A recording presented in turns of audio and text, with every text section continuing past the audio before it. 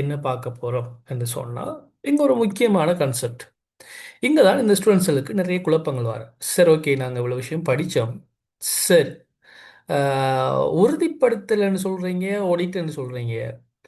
ரெண்டும் ஒன்றா இல்லை வேறு வேறையா? இரண்டும் ஒன்று தானா இல்லை வேறு வேறு கான்செப்டை சொல்கிறீங்களா என்கிற ஒரு விஷயம் நிறைய ஸ்டூடெண்ட்ஸுக்கு டவுட்ஸ் வரும். ஓகே, ஸோ அதை நாங்கள் இங்கே தெளிவுபடுத்த வேண்டியது மிக முக்கியமான கான்செப்டாக இருக்குது. சரிதானே? ஓகே, அதன் அடிப்படையில் முதலாவது நம்ம புரிஞ்சு கொள்வோம். எசுரன்ஸ்ங்கிறது பெரிய வட்டம் என்று சொன்னால் அதுக்குள்ள இருக்கக்கூடிய ஒரு சிறிய வட்டம் தான் என்ன? ஆடிட்டிங். அதாவது டியூ ஸ்டூடெண்ட்ஸ், சிம்பிளா நாங்கள் அண்டர்ஸ்டாண்ட் பண்ணணும்னு சொன்னா உலகத்துல எல்லாரும் என்ன செய்வாங்க, நிறைய ஒவ்வொரு விஷயங்களுக்கும் ஒப்பீனியன் கொடுக்கப்படும். ஸோ நாங்கள் இங்கே படிக்கிறது ஒப்பீனியன் கொடுக்குற பற்றிய ஒரு விஷயம். ஸோ அதுக்கான ஒரு ஜென்ரல் ஃபார்மட், ஜென்ரல் டெஃபினேஷன் தான் நாங்கள் பார்த்தது எசூரன்ஸ். அதாவது ஒரு நபரால் இன்னும் ஒரு நபருக்கு வழங்கப்படுகின்ற தகவலை நம்பகத்தன்மை உறுதிப்படுத்துவதற்காக வேண்டி ஒரு தொழில் சுதந்திரமான மூன்றாம் நபரினால் அபிப்பிராயம் வழங்குவதற்கான நடவடிக்கை தொழில் சுதந்திரமாக இருந்த ஒரு மூன்றாம் நபரினால் அபிப்பிராயம் வழங்குவதற்காக மேற்கொள்ளப்படும் சகல நடவடிக்கைகளும் உறுதிப்படுத்தல் என்று சொல்லி நாங்கள் படிச்சிருக்கிறோம் இல்லையா டிஸ்டன்ஸ்? ஓகே, ஸோ டிஸ்டன்ஸ் அப்போ பார்த்தீங்கன்னு சொன்னால் ஆகவே அது ஒரு ஜென்ரல் டெஃபினேஷன். ஓகே, அதே மாதிரி இப்போ என்னென்ன விஷயங்கள் இருக்குது ரியல் லைஃப்ல என்று பார்க்கணும். ஸோ ஆடிட்டிங் என்கிறது உறுதிப்படுத்தல ஒரு உதாரணம். சரிதானே? அதாவது உறுதிப்படுத்தல் பெரிய வட்டம் என்றா அதுக்குள்ள இருக்கிற குட்டி வட்டம், சிறிய வட்டம் தான் என்ன? சப்செட் தான் என்ன? கணக்காய்வு. ஓகே, அப்ப டியர் நம்ம உறுதிப்படுத்தலை அண்டர்ஸ்டாண்ட் பண்றதுக்கு நம்ம ஒரு 7 வகையான உதாரணங்களை பார்ப்போம். 7 உதாரணங்கள், உறுதிப்படுத்தலுக்கான 7 உதாரணங்கள். சாரி, நான் அந்த ஸ்லைட்டில் வந்துட்டு உங்களுக்கு ஆயிடும். ஸ்லைட்டில் வந்துட்டு உங்களுக்கு இங்கே பார்த்தீங்கன்னு சொன்னால் 6 தான் போட்டுக்கிறேன். ஆனால் ஆக்சுவலி 7 உதாரணங்கள் அடுத்து பார்க்க போகிறோம். சாரி, அது மிஸ் ஆகிட்டு. ஓகே, முதலாவது பார்ப்போம். ஓகே, நிதிக்கணக்காய்வு, அல்லது இதுக்கு இன்னும் ஒரு பேர் இருக்கு, புறக்கணக்காய்வு, அல்லது இன்னும் ஒரு பேர் இருக்குது இதுக்கு, நியதி சட்ட கணக்காய்வு. உங்கள் டியூட்டில் போனீங்கன்னு சொன்னால் உறுதிப்படுத்தலுக்கான உதாரணங்கள்னு சொல்லி ஹெடிங் போட்டிருப்பேன். அதில் பாருங்கள், உதாரணங்களை ஒன்று நியதி கணக்காய்வு, அல்லது புறக்கணக்காய்வு, அல்லது நிதிக்கூற்று கணக்காய்வுன்னு சொல்லலாம், அல்லது நியதி சட்ட கணக்காய்வு. இந்த 4 பேர்லையும் இந்த இதுக்கு இதை சொல்கிறதுக்கான வாய்ப்பு இருக்குது. சரிதானே? ஸோ இந்த டெஃபினேஷனை இதை பார்த்துக்கொள்ளுங்க. இப்போ நம்ம இதை பற்றி பார்ப்போம். இதுதான் ஆடிட், கணக்காய்வுங்கிறது தான் இது. சரிதானே? இப்போ இதுக்கான உதாரணத்தை நான் உங்களுக்கு என்ன செய்யப்படுறேன்னு சொன்னால் உங்களுக்கு காட்டும். இப்போ நாங்கள் ஏற்கனவே பார்த்துட்டோம் இல்லையா? உண்மையாக இதை என்ன செஞ்சிட்டோம், பார்த்துட்டோம். ஓகே, ஃபைனான்சியல் ஸ்டேட்மெண்ட் என்ன? ஃபைனான்சியல் ஸ்டேட்மெண்ட் சம்பந்தமாக இலங்கை நியமங்களுக்கு அமைவாக LKS, SLFR, IAS, international accounting standard, இது போன்ற ஸ்டாண்டர்டுக்கு அமைவாகவும் எந்த பிழைகளும் மோசடியும் இல்லை என்று சொல்லி என்ன ஒரு கணக்காய்வாளரால் அபிப்பிராயம் வழங்குறது என்ன? நிதிக்கூட்டு கணக்காய்வு, அல்லது கணக்காய்வு, அல்லது கணக்காய்வு ஆடிட்டிங், அல்லது நியதி சட்ட கணக்காய்வு, அல்லது புறக்கணக்காய்வுன்னு சொல்லுவாங்க. பாருங்க, நிதி கூட்டுகள் ஏற்புடைய கணக்கீட்டு நியமங்களுக்கு அமைவாக உண்மை நியாயமும் ட்ரூ அண்ட் ஃபேர் நிலையை வெளிப்படுத்துகின்றதா என்ற என்ன அபிப்பிராயம் தெரிவித்தல். ஓகே, இங்க சப்ஜெக்ட் மேட்டர். சப்ஜெக்ட் மேட்டர் என்ன? எதை பத்தி நாங்கள் இங்கே கணக்காய்வு செய்கிறோம்? எது சம்பந்தமாக நாங்கள் கணக்காய்வு செய்கிறோம்? ஃபைனான்சியல் ஸ்டேட்மெண்ட் சம்பந்தமாக, நிதி கூட்டுக்கள் சம்பந்தமாக. ஓகே, வருடத்துக்கான இலங்கை கம்பெனி 2007ஆம் ஆண்டின் 7ஆம் இலக்க கம்பெனி சட்டத்துக்கு அமைவாக கோரப்பட்ட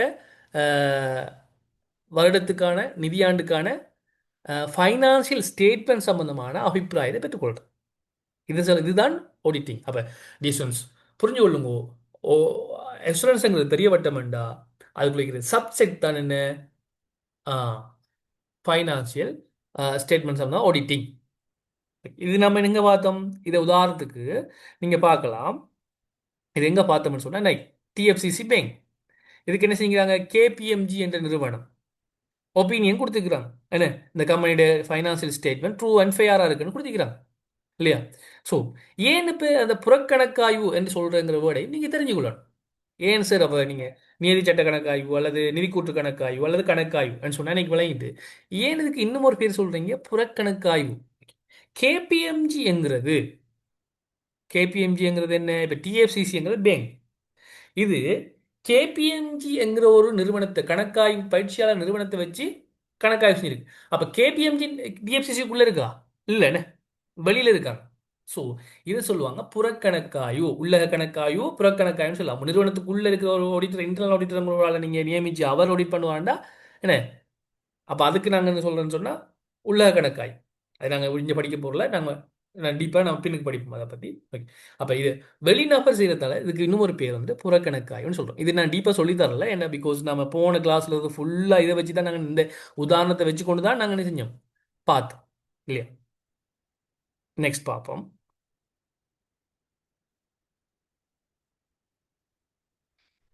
இதில் பார்த்தீங்கன்னா டியூஷன்ஸ் எல்லோ கலரில் மார்க் பண்ணிக்கிறேன். அது நம்ம இன்னும் அடுத்த கான்செப்டை படிக்க போகிறோம். படித்து போட்டு நான் அது உங்களுக்கு ஃபுல்லாக இன்னும் வழங்கப்படுது. அடுத்தது நெக்ஸ்ட் பார்ப்போம். இந்த ஸ்லைட் உங்களுக்கு ஷோ தானே? One minute.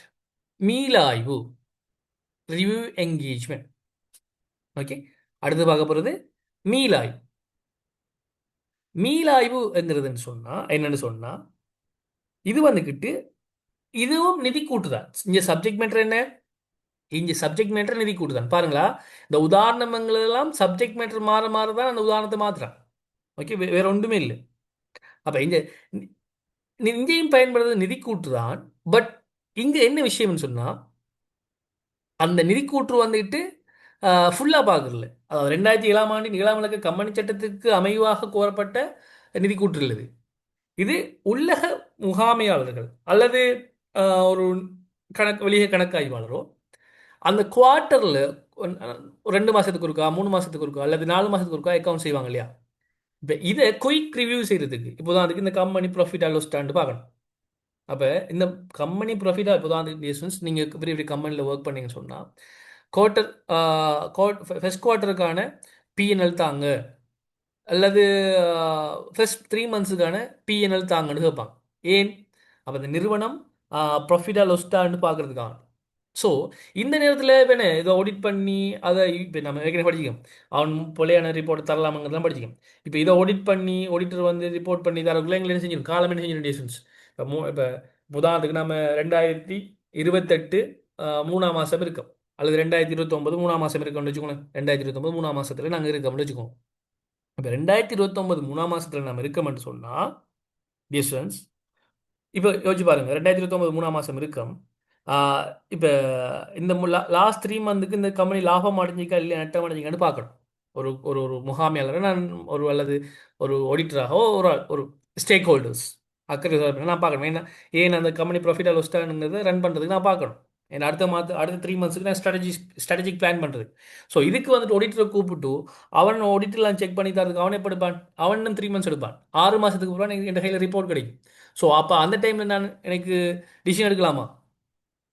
இப்போ 3ஆம் மாதம் நடந்த விஷயத்த எனக்கு 6ஆம் மாதம் ரிப்போர்ட் தந்து 6ஆம் மாதத்தில் நான் ரிப்போர்ட் எடுக்கலாமா? அதுக்கப்புறம் ஒன்று எக்ஷன் எடுக்கலாமா? எக்ஷன் எடுக்க முடியாது. பிகாஸ் அதில் காலநிலை, அந்த அந்த அந்த இருந்த எக்கனாமிக் கண்டிஷன்ஸ் எல்லாமே மாறிடும்.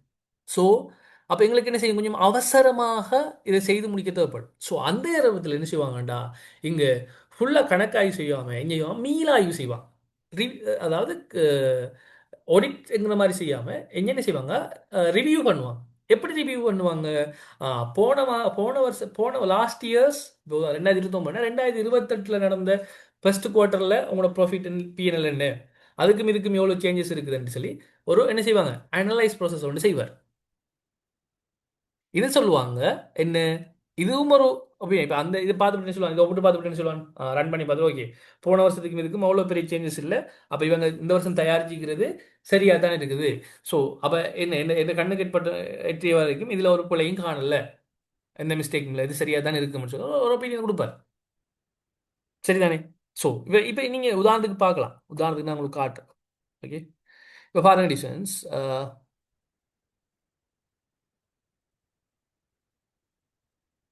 Financial statement. ஓகே, ஃபைனான்சியல் பொசிஷனை காட்டுறேன் பாருங்களேன். இது பாருங்க, 2024, 2025, 2024 எவ்வளோ இருக்குது, 2025 ரெண்டையும் போட்டிக்கிறா இல்லையா? இப்போ இதுக்கும் இதுக்கிடையான மேஜர் சேஞ்சஸ் வரக்குள்ள நம்ம என்ன செய்வோம், ஒரு ரிவ்யூ பண்ணி கொடுக்குறோம். இப்போ இந்த வருஷத்துக்கு இதுக்கு மேஜர் சேஞ்சஸ் இருக்குதா, இது எப்படி இந்த மாதிரி இருக்கும் எங்கிறதுக்கு என்ன செய்வாங்கன்னா ரிவ்யூ பண்ணி கொடுக்கணும். இது என்ன சொல்லுவாங்க? ஓகே, மீளாய்வு. அப்போ உங்களுக்கு மேபி எக்ஸாமில் கேட்கலாம், மீளாய்வுக்கும் கணக்காய்வுக்கும் இடையிலான வேறுபாட்டை கூறுங்கோ என்று சொல்லி இந்த முறை இல்லை நியூஸில் பெஸ்ட் தானே கேட்கறதுக்கான வாய்ப்புகள் இருக்கு. ஸோ அதை நம்ம டீப்பாக இந்த கிளாஸ் முடியக்குள்ள சொல்லித்தாருனா ஓகே. ஓகே, மூன்றாவது உதாரணம். அப்போ ரெண்டு உதாரணம் பார்த்தீங்க, ஒன்று நீதி கூட்டு கணக்காய்வு, அது மீளாய்வு. ஓகே, மீளாய்வு படுத்தல். அடுத்தது விசேட நோக்கத்துக்கான உறுதிப்படுத்தல். இது என்னன்னு சொன்ன டிஸ்டன்ஸ் விசேட நோக்கத்துக்கான உறுதிப்படுத்தல்ங்கிறது. ஓகே, உதாரணத்துக்கு உதாரணத்துக்கு நீங்கள் ஒரு இப்போ இதில் பாருங்கள், இதில் சந்திக்கிற உதாரணத்துக்கு வெளிநாட்டு துணை நிறுவனங்களின் ஃபெரின் சப்சிடரிஸ் அறிக்கையிடல் குறிப்பிட்ட முதலீட்டாளர் தேவைப்படுகின்றது. உதாரணத்துக்கு குறிப்பிட்ட பயனாளர்கள் நிதி தகவலை தேவை பூர்த்தி செய்யும் வகையில் தயாரிக்கப்பட்ட நிதி கூற்றுகள். உதாரணத்துக்கு நான் எப்படி சொல்கிறேன், இது உங்களுக்கு இதை நான் சிம்பிளாக சொல்கிறேன். இப்போ வந்துட்டு நீங்கள் ஏற்றுமதி நிறுவனம் ஒன்றுல, அதாவது போர்ட் ஆஃப் இன்வெஸ்ட்மெண்ட், பிஓஐ, உங்களுக்கு தெரியுதா பிஓஐன்னு கேள்விப்பட்டிருப்பீங்களே, போர்ட் ஆஃப் இன்வெஸ்ட்மெண்ட்டில் நீங்கள் ரிஜிஸ்டர் பண்ண போகிறீங்க. அப்போ ரிஜிஸ்டர் பண்ணுறேன்னு சொன்னால், போர்ட் ஆஃப் பிஓஐயில் நீங்கள் ரிஜிஸ்டர் பண்ணுறேன்னு சொன்னால் உங்களுக்கு வந்துட்டு இத்தனை மில்லியனுக்கு மேலான முதலீடு இருக்கணும். அல்லது உங்களுடைய ரிவன்யூ வந்துட்டு டேர்ன் ஓவர் வந்துக்கிட்டு போர்ட் ஆஃப் இன்வெஸ்ட்மெண்ட்டில் நீங்கள் ரிவன்யூ பண்ணணும், இந்த லாஸ்ட் இயர் உங்களோட ரிவன்யூ வந்துக்கிட்டு ஒரு 10 மில்லியனை தாண்டி இருக்கணும் அப்படின்னு சொல்லி கேட்பாங்க. இப்போ இதை நீங்கள் என்ன செய்வீங்க? Yes, 10 million. இப்போ நீங்கள் பிஓஐயில் நான் வந்து அந்த ஃபார்மை காட்டுறேன். 1 மினிட்டா.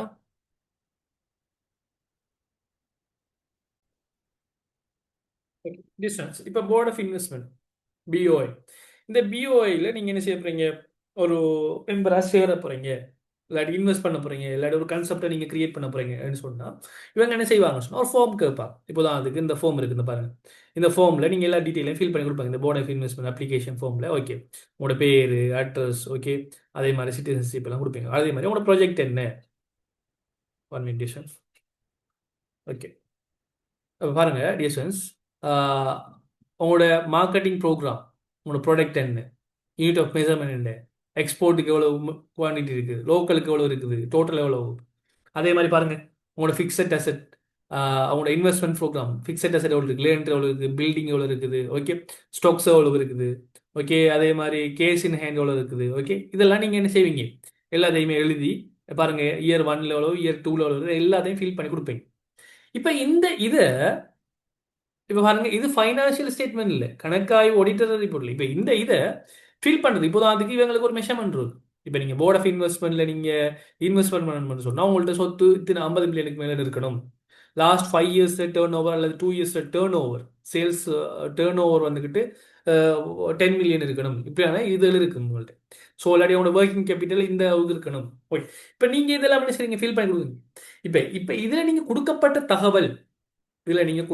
தகவல், உண்மையா பொய்யா, அல்லது சரியானதானதா, அல்லது இவங்கள்ட்ட இந்த கெப்பாசிட்டி இருக்கா என்று பார்க்கறதுக்காக வேண்டி இங்க என்ன செய்வாங்கன்னு சொன்னா, இப்ப இந்த கணக்காய்வாளருக்கு அல்லது ஒரு மூன்றாம் எக்ஸ்போர்ட் என்ன செய்வாங்க? கொடுப்பான். இப்ப அவர் என்ன செய்வான்? ஆ இப்ப இங்க பாருங்க, இங்க வந்து எல்கே சுயசெலவு யூஸ் பண்ண மாட்டான். இப்ப இவங்கள்ட்ட சொன்ன சொத்துக்கள் இருக்கா இல்லையாங்கிறத பார்ப்பான். இப்ப இந்த கெப்பாசிட்டி இருக்கா இல்லையான்னு பார்ப்பான். உதாரணத்துக்கு நீங்கள் வந்துட்டு அப்போ அடுத்த 5 இயர்ஸில் நீங்கள் எப்படி உங்களோட ப்ரொஜெக்ட் இன்க்ரீஸ் ஆகும் அதுவும் கேட்டிருப்பாங்க. இப்போ அடுத்த 5 இயர்ஸுக்கு உங்களோட இது வந்துக்கிட்டு நீங்கள் எவ்வளோ இன்க்ரீஸ் ஆகிறதுக்கு, மார்க்கெட் இப்படி இருக்குது, எக்கனாமிக் இப்படி இருக்கலாம் கொடுத்துப்பீங்க. ஸோ இவங்க சொன்ன கருத்துக்கள் சரியா பிள்ளையான்னு பார்த்து என்ன செய்வாங்க? ஒப்பீனியன் கொடுப்பாங்க. இப்போ இங்கே சப்ஜெக்ட் மேட்டர் என்ன? அவங்களால கோரப்பட்ட ஸ்பெசிஃபிக் மேட்டர், அவங்களால கோரப்பட்ட ஸ்பெசிஃபிக் மேட்டர், சொத்துக்களை பற்றி, அல்லது சேல்ஸ் டேர்ன் ஓவரை பற்றி, அல்லது கடனை இப்போ பேங்க்ல லோன் எடுக்க போறீங்க, உங்களோட கடனை திருப்பி செலுத்துக்கான ஆளுமை இருக்கா இல்லையாங்கிறது இன்னொரு அபிப்பிராயம் கட்டிப்பாங்க. அப்போ இது சொல்லுவாங்க விசேட நோக்கத்துக்கான உறுதிப்படுத்தல். ஸோ டிசன்ஸ் இது வரங்காட்டில் 3 உறுதிப்படுத்தல் படிச்சிருக்கோம். ஆடிட்டிங், அதாவது நிதி கூற்று கணக்காய்வு, நிதி கூற்று மீளாய்வு, விசேட நோக்கத்தை கவனிப்படுது. இந்த மூணுலையும் சப்ஜெக்ட் மேட்டர் என்ன? நிதி கூற்று தான். இந்த மூணுலையும் சப்ஜெக்ட் மேட்டர் என்ன? நிதி கூற்றுகள் தான். பட் அதுல நோக்கங்கள் வேறு. பாருங்களா, முதலாவது நோக்கம் என்ன? 2007ஆம் ஆண்டின் 7ஆம் இலக்க கம்பெனி சட்டத்துக்கு அமைவாக உருவாக்கப்பட்ட நிதி கூற்றுக்கள்ல, அப்ப அது என்ன, எல்கேஎஸ் செலவாருக்கு அமைவாக உண்மை நியாயத்தன்மை இருக்குன்னு பார்க்கணும். அதை சொல்லுவாங்க ஆடிட்டிங்னு சொல்லுவாங்க. மீளாய்வுங்கிறது என்ன? ஆ காலாண்டுக்கோ அல்லது அரையாண்டுக்கோ உருவாக்கப்பட்ட அல்லது ஒரு வருடத்துக்கு உருவாக்கப்பட்ட நிதி கூற்றுக்கள் என்ன, ஆஹ், சரியா இருக்கா, நம்பகத்தன்மை ஒரு பிழை இல்லாம, ஒரு ஒப்பிட்ட இப்போதைக்கு கரண்ட்ல யூஸ் பண்றதுக்கு சரியான அளவுக்கு இருக்கு யூஸ் பண்றதுக்கான ஒரு ரிவ்யூ செய்யுது. சரிதானே? ஓகே, இதை சொல்லுவாங்க என்ன, மீளாய்வுன்னு சொல்லுவாங்க. ஓகே, இப்ப சார் அப்ப இது விசேட நோக்கத்துக்கானது தானே, அதுவும் இது ஒன்று தானே சொல்லப்படலாம். ஓகே, அப்ப அதுவும் காலாண்டு எடுக்காங்க, அப்ப விசேட நோக்கம் இது ஒன்று, அப்படி கன்ஃபியூஸ் ஆயிட்டுனா அது வந்துட்டு நிதி கூட்டு, ஃபுல் நிதி கூட்டு தான். பட் குயிக்கா நாங்கள் ரிவ்யூ செய்யறதுக்காக வேண்டி செய்யற விஷயம். விசேட நோக்கத்துக்காக இருக்கக்குள்ள இப்ப உங்களுக்கு கடனை திருப்பி செலுத்துறதுக்கான ஆற்றல், அல்லது கடன் நீங்க பெற்றுக்கொள்றதுக்கான கெப்பாசிட்டி இருக்குங்கிறது, அல்லது இந்த போர்ட் ஆஃப் இன்வெஸ்ட்மெண்ட்ல நீங்க ரிஜிஸ்டர் பண்றதுக்கான வாய்ப்புகள் இருக்கா இல்லையாங்கிறத நாங்க உறுதிப்படுத்துறதுக்கான இந்த மாதிரி நாங்க நிதி கூற்றுக்களை கணக்காய்வு செய்தோம். அந்த ஒப்பீனியனை கேட்டாங்கன்னு சொன்னா, அதாவது நிதி கூற்றை பத்தி கணக்காய்வு இல்லை, இதுக்கு இவருக்கு கேபபிள் இருக்கா கடனை திருப்பி செல்றதுக்கு, அல்லது இவர் ப்ராஜெக்ட் சக்சஸ் ஆகிறதுக்கு, அல்லது பிஓ போர்ட் ஆஃப் இன்வெஸ்ட்மெண்ட்ல இவருக்கு என்ன இன்வெஸ்ட் பண்றதுக்கு இவருக்கு கெப்பாசிட்டி இருக்கா இல்லையான்னு பாக்குறது தான் இங்க என்ன விசேட நோக்கத்துக்கான உறுதிப்படுத்தல். புரிஞ்சுதா? இந்த இமேஜ் நான் பாருங்க உங்களுக்கு ஜென்ரல் பேப்பர்ஸ் இல்லை. ஜென்ரல் பேப்பர்ஸ் உங்களுக்கு அந்த இமேஜை போட்டு காட்டிங்க பாருங்க. பொது நோக்கம்ங்கிறது ஜென்ரல் பேப்பர்ஸ், எல்கேஎஸ், எல்எஃப்எஸ் எல்லா இடத்துலையும் அதே மாதிரி தான் ஆடிட் பண்ணுவாங்க. எல்லா இடத்துலையும் 2000 ஆண்டு. பட் இங்க வந்துட்டு விசேட நோக்கங்கள ஒவ்வொன்றுக்கும் ஒவ்வொரு விஷயம் தேவைப்படுதுனே. நம்ம என்ன பார்த்தோம் இப்ப, சொல்லுங்க பாப்போம். இந்த கடன் ரீபேமெண்ட் விசேட நோக்கம் பாருங்க. போர்ட் ஆஃப் இன்வெஸ்ட்மெண்ட்ல இன்வெஸ்ட் பண்றது விசேட நோக்கம் பாருங்க. ஆஹ் அதுக்கான கெப்பாசிட்டிக்கானது விசேட நோக்கம் இல்லையா? ம், இது சொல்லுவாங்க விசேட நோக்கத்துக்கான உறுதிப்படுத்தல். I understand. ஓகே தானே இப்ப?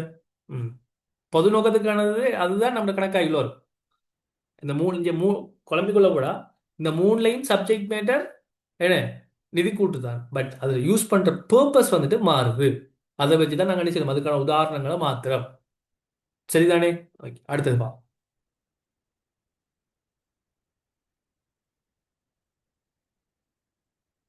அடுத்தது உள்ளக கட்டுப்பாடு தொடர்பான உறுதிப்படுத்தல். ஓகே, உள்ளக கட்டுப்பாடு தொடர்பான உறுதிப்படுத்தல் என்ன விஷயம் என்று பார்ப்போம். சரி, ஓகே. இதன் நோக்கம் என்ன சொன்ன, உள்ளக கண்ட்ரோல், இன்டர்னல் கண்ட்ரோல், அதாவது உள்ளக கட்டுப்பாடு முறைமை சரியாக வடிவமைக்கப்பட்டு திறம்பட செயல்படுகின்றதா இல்லையா என்பதை உறுதிப்படுத்தல். ஓகே, இதுக்கு நான் ஒரு ஒரு ஒரு ஒரு சின்ன ஒரு இது ஒன்று தரேன். ஓகே, ஒரு வீடியோ கிளிப் ஒன்று தரேன். இதை பார்த்துட்டு நீங்க சொல்லுங்க, இந்த நிறுவனத்துல இன்டர்னல் கண்ட்ரோல் எந்த மாதிரி இருக்குங்கிற ஒப்பீனியன் தரேன். இதை பத்தி ஒப்பீனியன் சொல்றேன். ஓகே, இப்போ ஒரு சூப்பர் மார்க்கெட் எடுத்துக்கொள்ளும். இப்போ இந்த சூப்பர் மார்க்கெட்ல களவு போறதுக்கான, களவுகளை குறைக்கிறதுக்கான ஒரு கண்ட்ரோல் நடவடிக்கை எடுத்திருக்காங்க.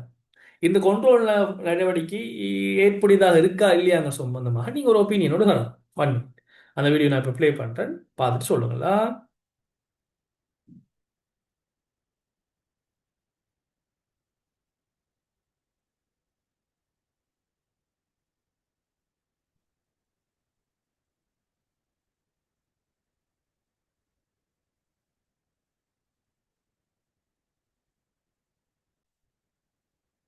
Okay, let's see.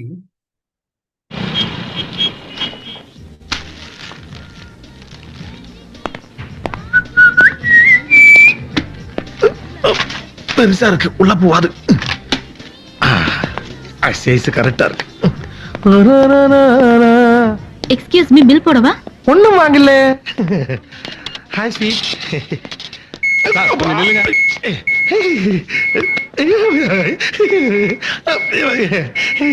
எப்படி இது கண்டுபிடிச்சீங்க? காந்த கோடு, பில்லு போடலன்னா அலாரம் அடிக்கும். Very good. ஓகே டிசன்ஸ், இப்போ சொல்லுங்க, உங்களோட உங்களோட chat பாக்ஸில் போடுங்க. டிசன்ஸ், இப்போ சொல்லுங்க, இந்த நிறுவனத்தில் உள்ளக கட்டுப்பாடு, ஒரு ஒரு தவறு நடைபெறாமல் இருப்பதற்கான உள்ளக கட்டுப்பாடு எந்த அளவில் இருக்கு? ஸ்ட்ரென்த்தாக இருக்குதா? உங்களோட ஒப்பீனியன் சொல்லுங்க. இந்த நிறுவனத்தை பொறுத்தவரைங்காட்டிலும் உள்ளக கட்டுப்பாடு எந்த அளவில் ஸ்ட்ரென்த்தாக இருக்குது எங்க சம்பந்தமான உங்களுடைய அபிப்பிராயத்தை சொல்லுங்க. ஆ இப்போ என்ன சொல்கிறீங்க? சேட் பாக்ஸில் போகிறீங்கன்னு. ஆ ஸ்ட்ரென்த்தாக இருக்குது இந்த நிறுவனத்துடைய களவு, இந்த இந்த சூப்பர் மார்க்கெட்டுடைய களவுகள் போகாமல் இந்த சூப்பர் மார்க்கெட்டுடைய இன்டர்னல் கண்ட்ரோல் ஸ்ட்ரென்த்தாக இருக்குன்னு சொல்கிறீங்க. ஸோ டிஸ்டன்ஸ் இப்போ இங்கே பார்த்தீங்கன்னு சொன்னால் உள்ள கட்டுப்பாடு மாதிரி சரியாக வடிவமைக்கப்பட்டு திறம்பட செயல்படுகின்றதா என்பது இது சம்பந்தமான உறுதிப்பாட்டை வழங்குதல் அபிப்பிராயத்தை இப்போ நீங்கள் தந்தீங்க. ஸோ இன்டர்னல் இப்போ இங்கே சப்ஜெக்ட் மேட்டர் என்ன? இங்கே சப்ஜெக்ட் மேட்டர் என்ன டிஸ்டன்ஸ்? ஆ இங்கே சப்ஜெக்ட் மேட்டர் என்னன்னு சொன்னால் இங்கே உள்ளக கட்டுப்பாடு இன்டர்னல் கண்ட்ரோல். ஓகே, இதுக்கு உதாரணம் ஒன்று நான் பக்கத்தில் போட்டிக்கிறேன், அதையும் பார்க்கலாம். ஓகே, இது சம்பந்தமாக நீங்கள் என்ன செய்வீங்க? உறுதிப்படுத்தலை வழங்குவீங்கன்னு சொன்னால் இங்கே என்ன உள்ள கட்டுப்பாட்டு உறுதிப்படுத்தல் எனப்படும். சரி, அடுத்தது இணக்கப்பாட்டு அடுத்து பார்ப்போம். நம்ம இணக்கப்பாட்டு உறுதிப்படுத்தலுக்கு வரதுக்கு முந்தைக்கு நான் இன்னொன்று வழங்கப்படுத்துறேன். சமூகம் சூழல் தொடர்பான உறுதிப்படுத்தல் நிலைபெறான தன்மை மற்றும் இஎஸ்டி உறுதிப்படுத்தல் போட்டுருக்குது. நீங்கள் வீட்டில் உங்களுக்கு சமூகம் மற்றும் சூழல் தொடர்பான உறுதிப்படுத்தல் என்கிற ஒரு விஷயம் இருக்கு.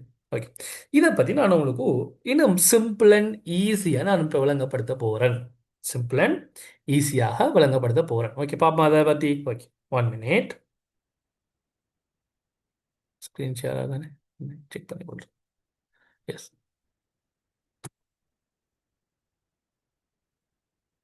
டிஸ்டன்ஸ்.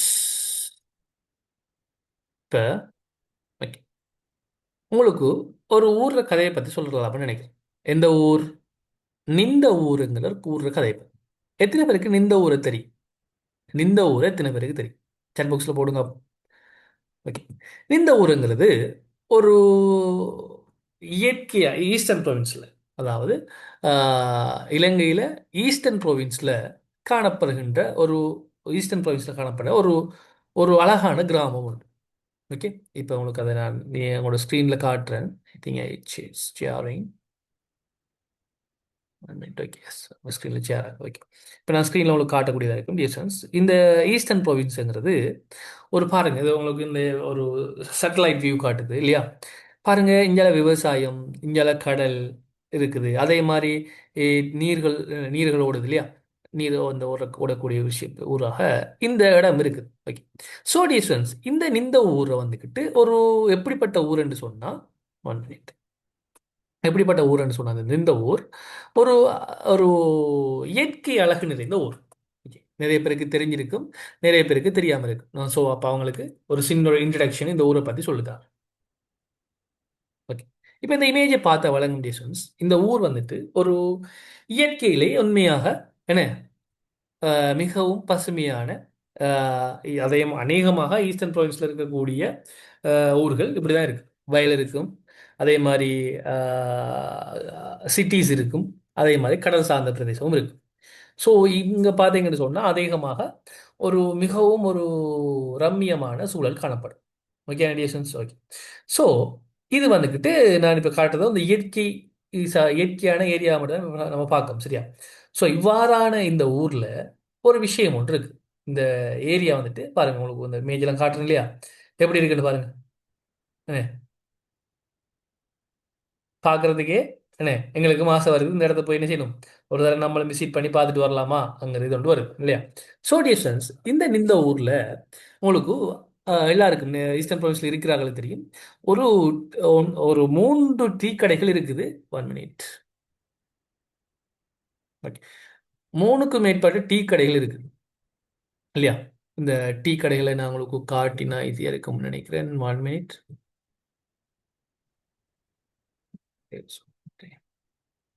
Okay, distance. ஓகே, இந்த ஊரை நம்ம இப்போ கொஞ்சம் போய் பார்ப்போமா? இந்த ஊரை கொஞ்சம் போய் இப்போ நம்ம பார்க்க. Let's see. இந்த ஊர்னு இருக்கு. ஓகே டிஸ்டன்ஸ் ஒரு இயற்கை எழில் நிறைந்த ஊர். ஓகேண்ணே, கொஞ்சம் வருங்க, நான் உங்களை எங்கே கூட்டிகிட்டு போகணுமென்று சொன்னால் ஐ திங்க் ஓகே, இந்த Razak tea hotel. Okay, Razak ஹோட்டல்னு சொல்லி ஒரு இடம் ஒன்று இருக்குது. நான் அவடத்தை கூட்டிகிட்டு போகிறேன். ஒன்று இருக்குது. ஓகே, இந்த இடத்த கூட்டிகிட்டு போவோம். இதுதான் இப்போ ஃபேமஸாக இருக்கிற டீ கடை இதுதான். ஓகே. ஏஷன்ஸ் உங்களுக்கு இந்த இடத்த பார்த்தா வழங்கும் இதுதான் இப்போ இது சின்னொரு கடை மாதிரி தானே இருக்கு இல்லையா? இந்த சின்ன கடையில் இப்போ வந்துட்டு என்ன ஒரு நாளைக்கு 10 லட்சம் 5 லட்சம் 6 லட்சம் சர்வசாதாரணமாக ஒரு டீ விற்கிற பிஸ்னஸாக போயிட்டு இப்போ இதெல்லாம் சேஞ்ச் ஆகிட்டு கொஞ்சம் இந்த கடை இப்படி தான் இருக்குது கொஞ்சம் அந்த ஆக்கள் இருக்கிற மாதிரிலாம் செட் பண்ணிக்கிறாங்க. ஓகே. ஸோ இந்த இயற்கை ஊரில் ஒரு விஷயம் ஒன்று இருக்கு. ஓகே. என்னென்னு நான் காட்டுறேன். ஓகே பாருங்க எவ்வளோ பச்சை பசலன்னு இருக்குன்னு பாருங்க. இந்த ஊரில் ஒரு ஃபேக்டரி ஒன்று இருக்குது. என்ன ஃபேக்டரி இருக்குது?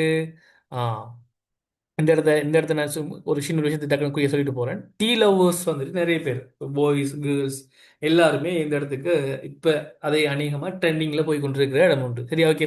இப்போ உங்களுக்கு அதான் உள்ள ஒரு ஒரு மிச்ச மாதத்துக்கு வந்து சொல்லியிருந்தாருன்னு அடே இப்போ 1000 ரூபா பெட்ரோல் அடிச்சு 150 ரூபா டீ அடிக்கிறது எங்கடா போகிறீங்கன்னு கேட்டிருந்தாருன்னு. ஸோ அந்த இடம் தான் இது. சரிதானே? ஓகே. இந்த ஊரில் ஒரு விஷயம் ஒன்று இருக்குது. ஓகே நான் என்னென்னு உங்களுக்கு சொல்ல வரேன். ஓகே பார்ப்போம். இப்போ இந்த சூழல் மற்றும் சமூகத்தை பார்ப்போம். ஓகே. டியர் ஸ்டூடெண்ட்ஸ், இந்த இடத்த பார்த்தீங்கன்னு சொன்னால் இந்த ஊரில் இப்படியே கொஞ்சம் தூரம் போனீங்கன்னா அந்த கடைக்கு பக்கத்தில் அப்படியே போனீங்கன்னா டிஸ்டன்ஸ் அப்படியே கொஞ்சம் தூரம் ஒரு ஒரு வாக்கிங் டிஸ்டன்ஸில் பார்த்தீங்கன்னு சொன்னால் இப்போ எடுத்த பயோ எனர்ஜி சொல்யூஷன் என்கிற ஒரு கம்பெனி ஒன்று இருக்குது. ஒரு ஒரு தொழிற்சாலை ஒன்று இருக்குது. பயோ எனர்ஜி சொல்யூஷனுங்கிற ஒரு தொழிற்சாலை ஒன்று இருக்குது.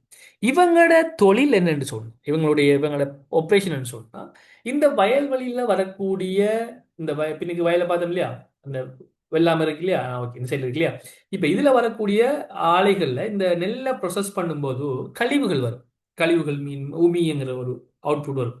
இந்த அவுட்புட்டை இவங்க என்ன செய்கிறாங்கன்னா எடுத்து மின்சாரத்தை உருவாக்குறதுக்கு இந்த ஏரியாவில் மின்சாரத்தை உருவாக்கி சப்ளை பண்ணுறதுக்கான ஒரு கம்பெனியாக ஒரு ப்ரைவேட் கம்பெனியாக உருவாக்கப்பட்டிருக்கு. இது வந்துட்டு சிஇபிக்கு கரண்ட் கொடுக்காங்க.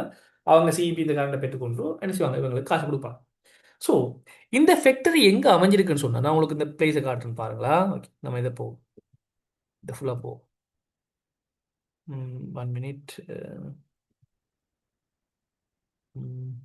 ஓகே இந்த இடத்த ஃபுல்லாக போனோம்னு சொன்னால் நமக்கு விளங்கும். Okay 1 minute. ஓகே இந்த இடத்த பார்த்தீங்கன்னு சொன்னால் இந்த bio energy solution okay distance 1 minute. So இங்கே போயிட்டு இருக்கு இல்லையா? ஓகே அடுத்த வாரம். ஓகே இந்த பயோ எனர்ஜி சொல்யூஷனுக்கு பக்கத்தில் பார்த்தீங்கன்னா டிஸ்டன்ஸ் இந்த 1 மினிட் போயிட்டு இருக்குது. ஓகே இந்த பயோ எனர்ஜி சொல்யூஷனுக்கு பக்கத்தில் பார்த்தீங்கன்னு சொன்னால் 6 ஓடிக்கொண்டிருக்கு. என்ன 6 ஓடிக்கொண்டிருக்குது பாருங்க. இதுக்கு பின்னுக்கு மக்களுடைய குடியாட்டங்கள் இருக்குது. இதை நான் ஃபுல்லாக எடுத்தால் தான் உங்களுக்கு ஃபுல்லாக காட்டுறதுக்கு ஈஸியாக இருக்கும். பட் ஃபுல்லாக வருது 1 மினிட்டா ஃபியூ மினிட்ஸ் டைம் தாங்கும். நாங்களும் அதை ஃபுல்லாகவே காட்டுறேன். பெட்டராக இருக்கும். இதை நம்ம அப்படியே பின்னுக்கு போவோம். பெட் போவோம். பிரச்சனை இல்லை தானே? ஓகே ஓகே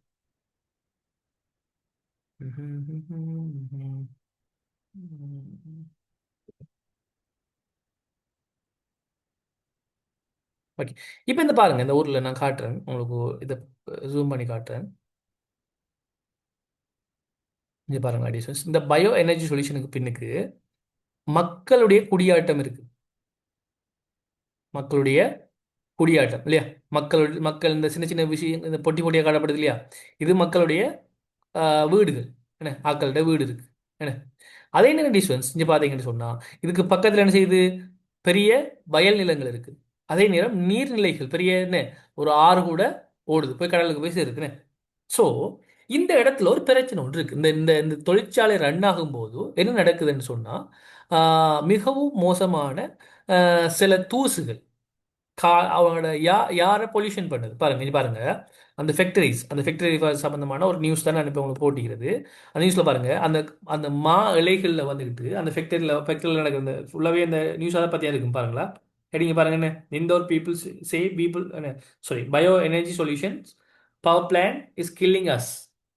ஓகே ஸோ எப்படி கில்லிங் அஸ் அதுக்கான எவிடன்ஸ் என்ன? ஓகே அவங்க போட்டிக்கிறாங்க பாருங்க. என்ன போட்டிக்கிறாங்க டியூஷன்ஸ்? ஓகே ஆ என்ன காற்று என்ன செய்யுது? யார் வந்து பொல்யூஷன் யார் பொல்யூஷன் வருது? என்ன காற்று பொல்யூஷன் ஆகுது. அதே நேரம் அடுத்து என்ன சொல்லிக்கிறாங்க? அதே மாதிரி நீர் பாருங்க நீர்நிலைகள் மோசமாகுது இல்லையா? அதே மாதிரி அவங்களுடைய வீடுகளில் பாருங்க வீடுகளில் இருக்க முடியல. வீடுகள்லையும் தூசி துப்பட்டியா இருக்குது. ஸோ இதுக்கு எதிராக மக்கள் ஆர்ப்பாட்டம் செய்கிறாங்க. ஆர்ப்பாட்டம் செய்கிறாங்க பாருங்க. இவ இன்னும் உங்களுக்கு நான் காட்டக்கூடியதாக இருக்கும். ஓகே. ஓகே. இந்த பயோ எனி சொல்யூஷன் பாருங்க என்ன இது, அந்த இது ரன் ஆகும்போது எவ்வளோ புகை வருதுன்னு பாருங்க இல்லையா. அந்த பயோ எனர்ஜி சொல்யூஷன் ரன் ஆகும்போது எவ்வளோ புகைகள் வருது இல்லையா. ஸோ இப்படி தான் ரன் ஆகுது. ஓகே. இந்த இது மிஷினரிஸ் அவங்களோட இதில் என்ன இருக்குது பாருங்க. ஓகே. இது ரன் ஆகும்போது பாரிய அளவிலான தூசி, பொல்யூஷன்ஸ், நிலக்கீழ் தண்ணிகள் மோசமடையும். இதனால பக்கத்தில் இருக்கக்கூடிய மக்கள் என்ன செய்கிறாங்க, பாதிப்படைகிறாங்க. பக்கத்தில் இருக்கக்கூடிய மக்கள் பாதிப்படைகிறாங்க என்று மக்களால் ஆர்ப்பாட்டம் செய்யப்படுகின்றது. இப்ப நீங்க சொல்லுங்க, இந்த பயோ எனர்ஜி சொல்யூஷன்ங்கிற கம்பெனி சமூகத்துக்கும் சூழலுக்கும் ஒரு நன்மை பயக்கக்கூடிய கம்பெனியா இல்லையா என்ன சொல்லுவீங்க? எங்களுடைய கருத்துக்களுக்கு எங்களுடைய கன்சல்டேட்டுக்கு அமைவாக நாங்கள் பார்த்ததுக்கு அமைவாக இது என்ன பெரும்பாலும் சமுதாயத்துக்கு தீங்கிழைக்கக்கூடிய நிறுவனமாக இருக்கிறது. எங்கள் ஒப்பீனியன் நீங்க சொல்லுவீங்க தீங்கிழைக்கக்கூடிய நிறுவனமாக தான் இருக்கு சார் சொல்லுவீங்களா இல்லையா. ஆ இப்ப இது சம்பந்தமான உங்களுடைய ஒப்பீனியனை தெளிவுபடுத்துவீங்கன்னா இதுக்கு பேர் என்ன, சூழல் மற்றும் சமூகம் தொடர்பான சூழல் மற்றும் சமூகம் தொடர்பான உறுதிப்படுத்தல். விளைஞ்சா சூழல் மற்றும் சமூகம் தொடர்பான உறுதிப்படுத்தல். இப்போ அடுத்தது வரும் இணக்கப்பாட்டு உறுதிப்படுத்தல். Okay. இணக்கப்பாட்டு உறுதிப்படுத்தல் அடிஷனல்ஸ் நீங்க ஒண்ணுமே யோசிக்க தேவையில்ல. இந்த ஒடிட்ல வரக்கூடிய டேர்ம் வேர்ட் இணக்கப்பாடு, இணக்கப்பாடு கட்டுப்பாடு, இணக்கப்பாட்டு உறுதிப்படுத்தல், இணக்கப்பாடு எங்க வந்தாலும் இந்த டேர்ம் வேர்ட் சட்டத்தோட தான் லிங்க் ஆகுங்கிறது நான் அமைச்சுக்கொள்ளும். அதாவது சட்டத்துக்கு அமைவாக சட்டத்துக்கு இணங்கி நடக்கிறீங்களா இல்லையான்னு சொல்றது.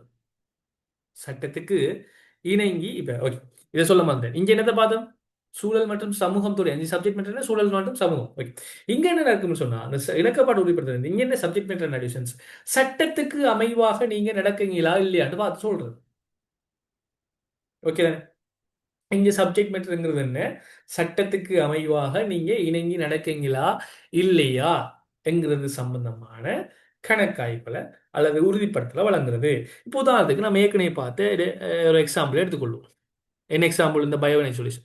இப்போ இந்த பயோ எனர்ஜி சொல்யூஷன் டியூஷன்ஸ் இப்போ இலங்கட சட்டம் ஒன்று சொல்லுது என்னன்னு சொன்னா, இந்த நிறுவனம் அமைய பெற்றிருக்கின்ற இடத்திலிருந்து சும்மா உதாரணத்துக்கு சொல்றேன்னா உதாரணத்துக்கு தான் சொல்றேன். இந்த நிறுவனம் அமைய பெற்றிருக்கின்ற இடத்திலிருந்து ஒரு 1000 சாரி ஒரு ஒரு 2 கிலோமீட்டருக்கு அங்கால தான் ஒரு பெட்ரோல் செட்டோ அல்லது தீப்பரவக்கூடிய ஆலைகளோ இருக்க வேண்டும் என்று சொல்லி ஒரு சட்டம் சொல்லுது என்று வச்சுக்கோங்க. சட்டம் சொல்லுது இந்த நிறுவனம் வந்துக்கிட்டு ஓகே நம்ம அது இது நான் இப்போ மோலா சொன்ன விஷயத்தை பார்த்துட்டு அடுத்து வருமா. ஓகே அதை நான் சொல்கிறேன். இப்போ இப்படி ஒரு நம்ம டிஸ்டன்ஸ் அந்த நிறுவனத்துக்கு பக்கத்தில் இப்போ சட்டம் சொல்லிட்டு தானே, சட்டம் சொல்றதுக்கு அப்புறம் நம்ம இப்போ என்ன செய்வோம்னு சொன்னால் இப்போ நம்ம கொஞ்சம் தூரம் நடந்து பார்ப்போம். இப்போ இந்த நிறுவனம் இங்கே இருக்குது டிஸ்டன்ஸ் கொஞ்சம் பிறகுலாம் நடந்து காட்டணும் உங்களுக்கு போகணும். நிறுவனம் என்ன தானே பயோனி சொல்யூஷன் இருக்குண்ணே உடனே கேள்வி. இப்போ நீங்கள் இன்ஸ்பெக்ஷனுக்கு போய் சட்டம் என்ன சொல்லியிருக்கு, இது பக்கத்தில் பெட்ரோல் செட் ஒன்று இருக்கான்னு சொல்லி இப்போ என்னையும் இருக்கான்னு சொல்லி நீங்கள் நடந்து போகிறேன், நடந்து பார்க்க போகிறேன். அப்படியோ கொஞ்சம் தூரம் நடந்து போனீங்கன்னு சொன்ன டிஸ்டன்ஸ் ஒரு ஒரு 500 மீட்டர்ல 300 மீட்டர்ல ஒரு பெட்ரோல் செட் ஒன்று இருக்கு. அப்படியோ திரும்பி பார்க்கல பெட்ரோல் செட் இருக்குது சொல்லி பார்க்குறேன். இப்போ அப்படியே போனீங்கன்னு சொன்னா இந்த இந்த பெட்ரோல் செட்டுக்கு பின்னுக்கு லிட்ரோ கேஸ் வேயா ஹவுஸும் இருக்குது. இப்போ பார்த்தீங்கன்னா இதில் போட்டு உங்களுக்கு அடுத்த 2 பார்த்தா வழங்க ஓகே பாருங்க. லிட்ரோ கேஸ் இது உங்களுக்கு இந்த இமேஜ் எவ்வளோ ஸ்க்ரீன் கிளியராக வழங்குங்க. லிட்ரோ கேஸ் ஒரு வேயா ஹவுஸும் இருக்குது. இப்போதான் அதுக்கு நான் உங்களுக்கு காட்டுறேன் பாருங்க.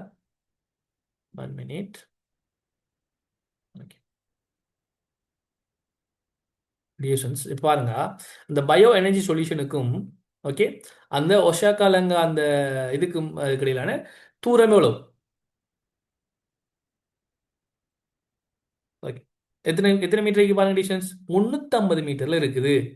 350 மீட்டர்ல இந்த நிறுவனம் இருக்குது. அப்படியே நம்ம கொஞ்சம் ஜூம் பண்ணி பார்த்தோம்னு சொன்னா இந்த பயோ எனர்ஜி சொல்யூஷன்ல இருந்து 350 மீட்டர்ல ஒரு பெட்ரோல் செட் இருக்குது. பெட்ரோல் செட்டுக்கு பின்னுக்கு அந்த ப்ளூ கலர் கேஸ் இருக்கு இல்லையா, அந்த கேஸ்ட பாருங்க லிட்ரோ கேஸ் டிஸ்ட்ரிபியூட்டரோட இருக்கு அவங்கள்ட்ட. லிட்ரோ கேஸ் டிஸ்ட்ரிபியூட்டர் பாருங்க பெரிய கேஸ் ஸ்டேஷன் உண்டு, பின்னுக்கு இருக்குது இல்லையா? ஸோ டியர் ஃப்ரெண்ட்ஸ், ஒரு எக்ஸாம்பிளுக்கு நான் ஒன்று சொல்றேன். இப்போ இந்த நிறுவனத்துல இருந்து தீ ஒரு தீச்சுவாலை உண்டு என்ன செஞ்சிட்டு இந்த பெட்ரோல் செட்லேயோ அல்லது இந்த கேஸ் ஸ்டேஷன்லயோ விழுந்துட்டு வச்சுக்கோங்க, என்ன நடக்கும்? என்ன நடக்கும் டியர் ஃப்ரெண்ட்ஸ்? இப்போ நம்ம கொஞ்ச நேரம் முந்தி பார்த்தோம் என்ன, இந்த பயோசோலேஷனுக்கும் எனர்ஜிக்கும் எவ்வளோ கிலோமீட்டர் வெறும் 300 மீட்டர்ல இருக்குது பாருங்க. பாருங்க, நடந்து போற வாக்கிங் டிஸ்டன்ஸ்ல இருக்குது. என்ன எத்தனை நிமிஷம் காட்டுது பாருங்க, எத்தனை நிமிஷம் காட்டுது டிஸ்டன்ஸ்? இந்த பயோ எனர்ஜி சொல்யூஷனுக்கும் இந்த பெட்ரோல் செட்டுக்கும் இடையில எத்தனை நிமிஷம் காட்டுது? 5 நிமிஷம், 350 மீட்டர். So 350 metre. அப்போ ஒரு 2 கிலோமீட்டருக்குள்ள இந்த நிறுவனம் அமையப்பட்டிருக்குது. அப்ப சொல்லுங்க, இப்ப சொல்லுங்க, இந்த நிறுவனம் சட்டத்துக்கு அமைவாக இடம் பெற்றிருக்கா இல்லையா? அமைஞ்சிருக்கா? சட்டத்துக்கு அமைவாக இந்த நிறுவனம் ரன் பண்ணலாமா? ரன் பண்ண முடியாதுங்கிற அபிப்பிராயத்தை நீங்க தருவீங்க. ஜட்ஜ்மெண்ட் இல்லை, நீங்க தரது அபிப்பிராயம். நீங்க ஜட்ஜ் இல்லை. இப்ப நீங்க சொல்லுவீங்க சட்டத்துக்கு அமைவாக இந்த நிறுவனம் இணங்கி நடக்கவில்லை, அல்லது இந்த சட்டம் சொல்லுது இந்த நிறுவனங்கள் மனித நடமாட்டம் இருக்கக்கூடிய அல்லது குடியேற்றம் இருக்கக்கூடிய இடங்களும் நீர்நிலைகளையும் அல்லது அல்லது வயல் பிரதேசங்களுக்கு அந்நியப்படுத்தி இருக்க முடியாது சட்டம் சொல்லுது. அப்ப சட்டத்துக்கு அமைவாக நிறுவனம் இல்லை. சும்மா யோசிச்சு பாருங்க டிஸ்டன்ஸ். இப்ப இந்த ஒரு பிளாசஸ் ஒன்று நடந்துச்சுன்னு சொன்னா இந்த ஏரியாவை என்ன செய்யாது? இந்த ஏரியாவை என்ன செய்யாது? இருக்காது. டிஸ்டன்ஸ் இந்த ஏரியாவே இருக்காது. ஸோ டிஸ்டன்ஸ் அப்ப இது சமூகம் மற்றும் சமூகம் மற்றும் சூழல சொல்லி இப்ப இப்ப நம்ம என்ன பார்த்தோம்? சட்டம். சட்டத்துக்கு இணங்கி இந்த நிறுவனம் இருக்குதா இல்லையான்னு பார்த்தா இல்ல. அதே மாதிரி டிஸ்டன்ஸ் உங்களுக்கு தெரியும், ஒரு வங்கி நீங்க ஏலவில் படிச்சிருப்பீங்க, எக்கனாமிக்ல படிச்சிருப்பீங்க, இல்லை பிசினஸ் ஸ்டைலில் படிச்சிருப்பீங்க.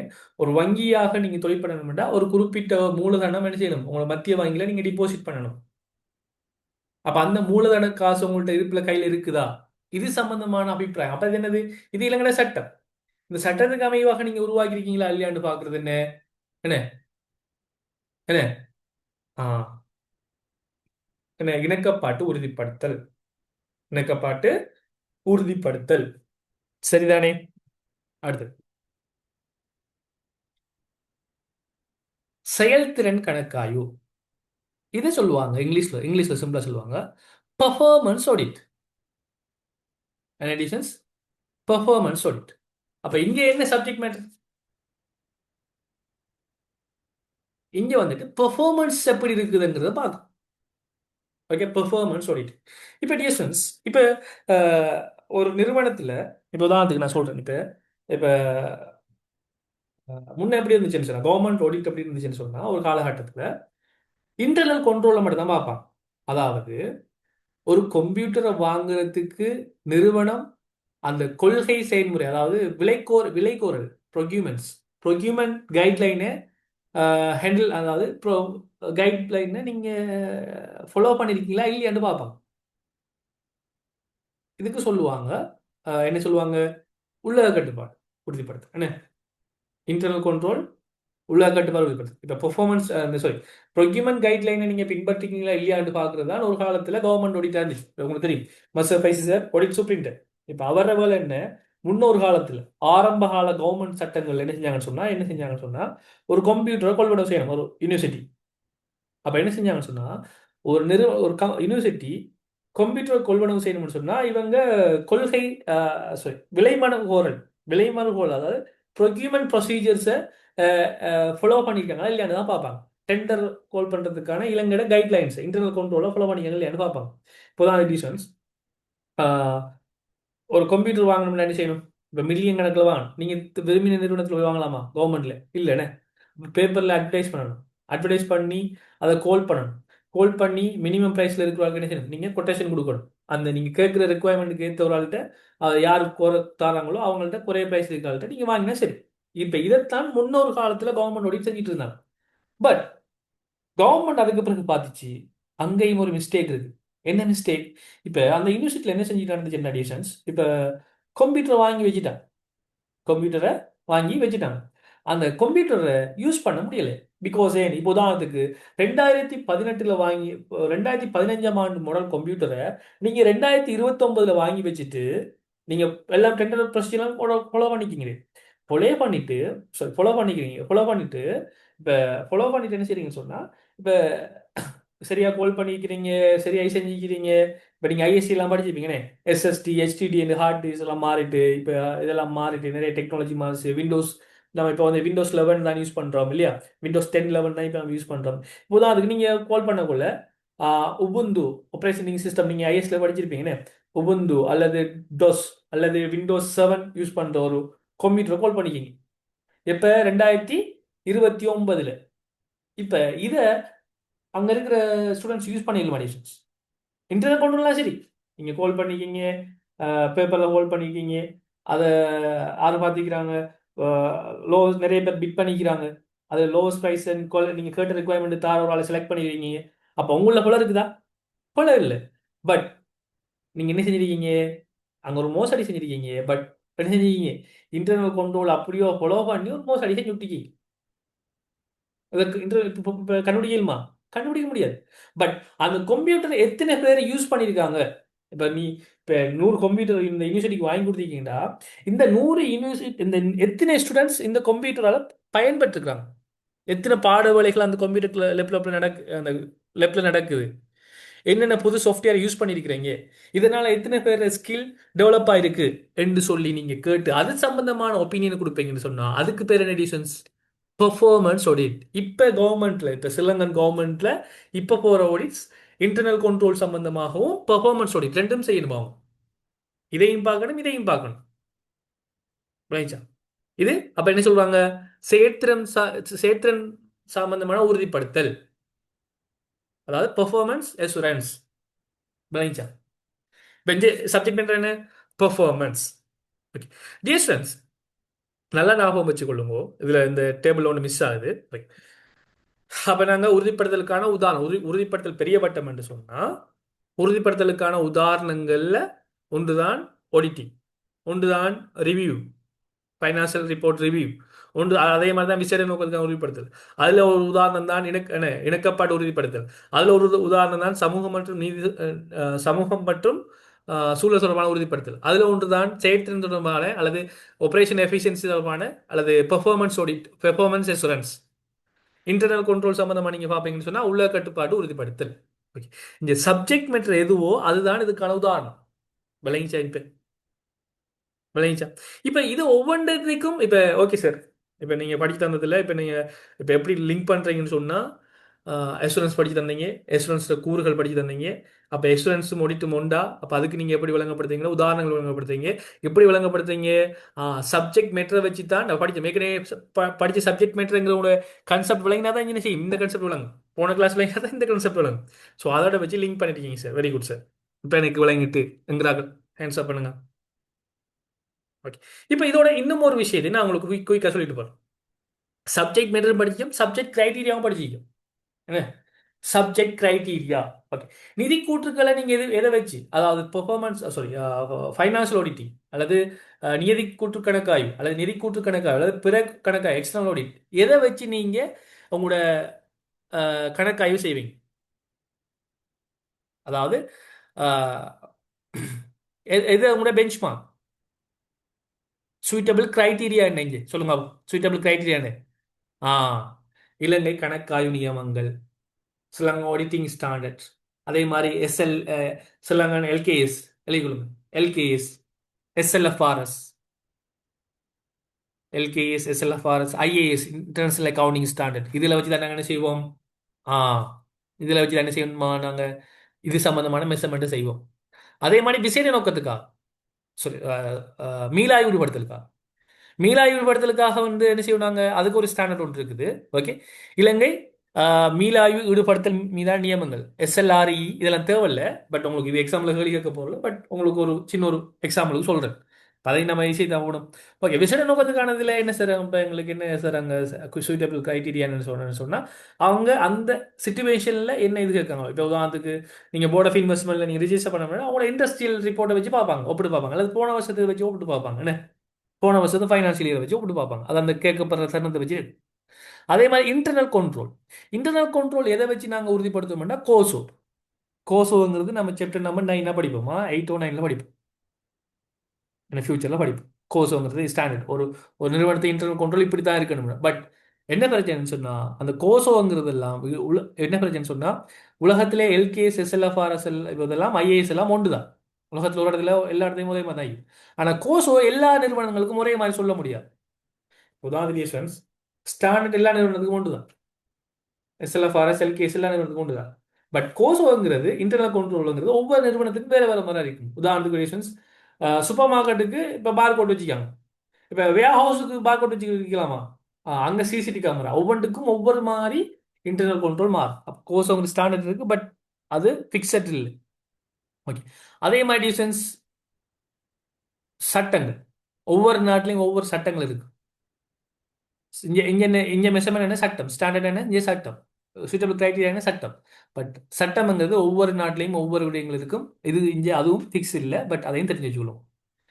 அதே மாதிரி டியூஷன்ஸ் சமூகம் மற்றும் சூழல் தொடர்பான guidelines. Okay.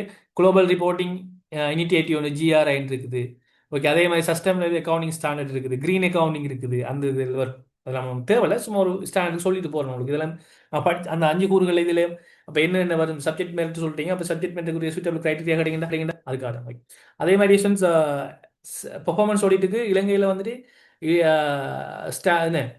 National audit office guideline இருக்குது. ஓகே. அதே மாதிரி டியூஷன்ஸ் இந்த இன்டர்னல் கண்ட்ரோலுக்கு கோசோ வந்து ப்ரைவேட் கம்பெனிஸ் இருக்குது. கவர்மெண்ட்டுக்கு வந்துட்டு சேக்குலர்ன்றதுக்கு கேள்விப்பட்டிருப்பீங்கன்னே. அதாவது தமிழில் வருது எனக்கு. சுட்டறிக்கைகள் கவர்மெண்ட்ல இப்போ இப்படி தான் செய்யுங்க. ப்ரொக்யூமெண்ட் கைட்லைன்ஸ் எல்லாம் இருக்கும். கவர்மெண்ட்டுக்கு கைட்லைன்ஸ் இருக்கும், சேக்குலர் இருக்கும். சரியா? அந்த மாதிரி விஷயம். ஓகே. அடுத்தது பார்த்தீங்கன்னா செயற்திறன் பெர்ஃபார்மன்ஸ் ஓடிட்டுக்கு என்ன இந்த பெர்ஃபார்மன்ஸுக்கும் ஓகே ஓகே நான் ஏற்கனவே சொன்ன மாதிரி ஸ்ரீலங்கா கவர்மெண்ட்ற இது இருக்கு. ஓகே. ஸோ இதை தான் இந்த இதில் தந்திருக்கு. ஸோ இந்த டேபிளில் சிம்பிளாக தந்திருக்கு. அந்த டியூட்டில் இருக்கிற விஷயங்களை உங்களை சிம்பிளாக தந்திருக்கு. ஓகே. அப்போ டியூட்டை பார்த்தீங்கன்னு சொன்னால் உங்களுக்கும் இந்த விஷயம் எல்லாமே நான் போட்டிருக்கேன். டியூட்டை பார்த்தீங்கன்னா இந்த விஷயம் எல்லாமே எங்கே போட்டுக்கிறேன் நான். ஓகே. Let's see. அப்போ டியூஷன்ஸ் உங்களோட ஹெடிங்கில் உங்களோட டியூட்டில் நான் அடுத்த 2 விஷயம் எழுத ஓட்டிக்கேன். இப்போ அடுத்த ஒரு ஹெடிங் போடலாம். அப்போ அடுத்த என்ன ஹெடிங் எழுதிக்கணும்னா சப்ஜெக்ட் மேட்டர், பொருத்தமான விடயம், எதை பற்றி நாங்கள் கணக்காய்வு செய்ய போகிறோம்னு தான் அடுத்து சொல்கிறோமா. ஓகே. Subject matter. இப்போ எங்கே எழுதி கொள்ளுங்கோ தொங்கல்ல இது எதை வச்சு நாங்கள் மெஷர் பண்ணுவோம். சூட்டபிள் கிரைட்டீரியாங்கிறது நான் இந்த டேபிள் தான் நிற்கிறேன். ஓகே. நடுவில் என்ன கொண்டு இருக்கு சார், அதை பற்றி நீங்கள் விளங்கப்படுத்தலே வெயிட், அதை விளங்கப்படுத்த போகிறேன். ஓகே. ஆனால் உங்களுக்கு எக்ஸாம்பிள் இதெல்லாம் கேட்டு வர இல்லையா, உறுதிப்படுத்தலுக்கான உதாரணங்களும் இந்த உறுதிப்பாட்டு லெவலில் மட்டும் தான் கேட்கலாம். இந்த சூட்டபிள் கிரைட்டீரியா கேட்க போகல, பட் இருந்தாலும் ஒரு ஸ்டாண்டர்டுக்காக வேண்டிய ஒரு விளங்குறதுக்காக நான் போட்டேன். ஓகே. இப்போ நம்ம அடுத்த கான்செப்டுக்குள்ள நுழைய. ஓகே தானே? அடுத்த கான்செப்ட் என்ன? ஓகே. நாம படித்தோம் டிஸ்டன்ஸ். ஓகே. டிஸ்டன்ஸ் ஒரு ஆடிட்டர் கணக்காய்வு செய்ததுக்கு பிற்பாடு அவருடைய நிதி கூற்றுக்கள்ல எங்களுக்கு நம்பகத்தன்மை அதிகரிக்கும் சொல்லி நான் படித்தேன். நம்பகத்தன்மை சாதாரண தகவலாக இருக்கிறதுக்கு முன்னுக்கு அவ்வளோ நம்பிக்கை இருக்காது. பட் எங்களுடைய நம்பகத்தன்மைங்கிறது என்ன செய்யும், அதிகரிக்கும். வென் ஓகே பயிற்சியாளர் ஒரு ஆடிட்டர் அது சம்பந்தமான கணக்காய்வுகளை மேற்கொண்டு ஆடிட் ப்ரொசீஜர்ஸ் மேற்கொண்டு அவர் கணக்காய்வு செய்யும் போது அவர் ஒப்பீனியன் வழங்கும் போது அதில் நம்பகத்தன்மை என்ன செய்யும், இது அந்த ஸ்டேட்மெண்ட் சரியோ போலையோங்கிற நம்பகத்தன்மை அதிகரிக்கும் இல்லையா. ஸோ இதுல ஒரு கான்செப்ட் ஒன்று இருக்கு சார். அப்ப அப்ப எல்லாரும் கணக்காய்வு செய்து தந்தா அப்ப அல்லது அதாவது ஒப்பீனியன்ஸ் இருந்தா செஞ்சு தந்தா நம்பலாமா? அப்ப எல்லாரையும் இதுக்கு இப்ப நம்ம என்ன படிச்சிட்டோம், இப்ப எல்லாம் படிச்சாச்சு, உதாரணம் எல்லாம் படிச்சது எல்லாம் படிச்சாச்சு. அப்ப இப்ப எல்லாம் கடைசியா நம்ம ஹிஸ்டரி எல்லாம் படிச்சோம். இந்த இதுக்கு முன்னுக்கு நிறைய விஷயங்கள் படிச்சோம். ஒரு கணக்காய்வு செஞ்சதுக்கு பிறகு அதில் நம்பிக்கையெல்லாம் அதிகரிக்குங்கிறதெல்லாம் நம்ம ஒரு இமேஜ் அந்த இதுல எல்லாம் பார்த்தோம். எங்க என்ன இதெல்லாம் பார்த்தோம்னே அடிட்டுக்கு பிறகு அதில் நம்பிக்கை தன்மையெல்லாம் அதிகரிக்குமா அப்படி இப்படிலாம் பார்த்தோம். ஓகே. ஸோ இப்போ உங்களுக்கு ஒரு கொஷின் வரணும், எல்லா இடத்துலையும் எல்லா சந்தர்ப்பத்திலையும் நம்பகத்தன்மை அதிகரிக்குமா அண்டு கேட்டா இல்லை. இப்போ நான் இதை சொல்லி வந்துட்டு சும்மா விட்டு போயிடலாம். எனக்கு அடுத்த ரெஸ்பான்சிபிள் இருக்கு. நம்பகத்தன்மைங்கிறது கணக்காய்வாளர் ஒரு கணக்காய்வை மேற்கொண்டு உறுதிப்படுத்து அல்லது ஒரு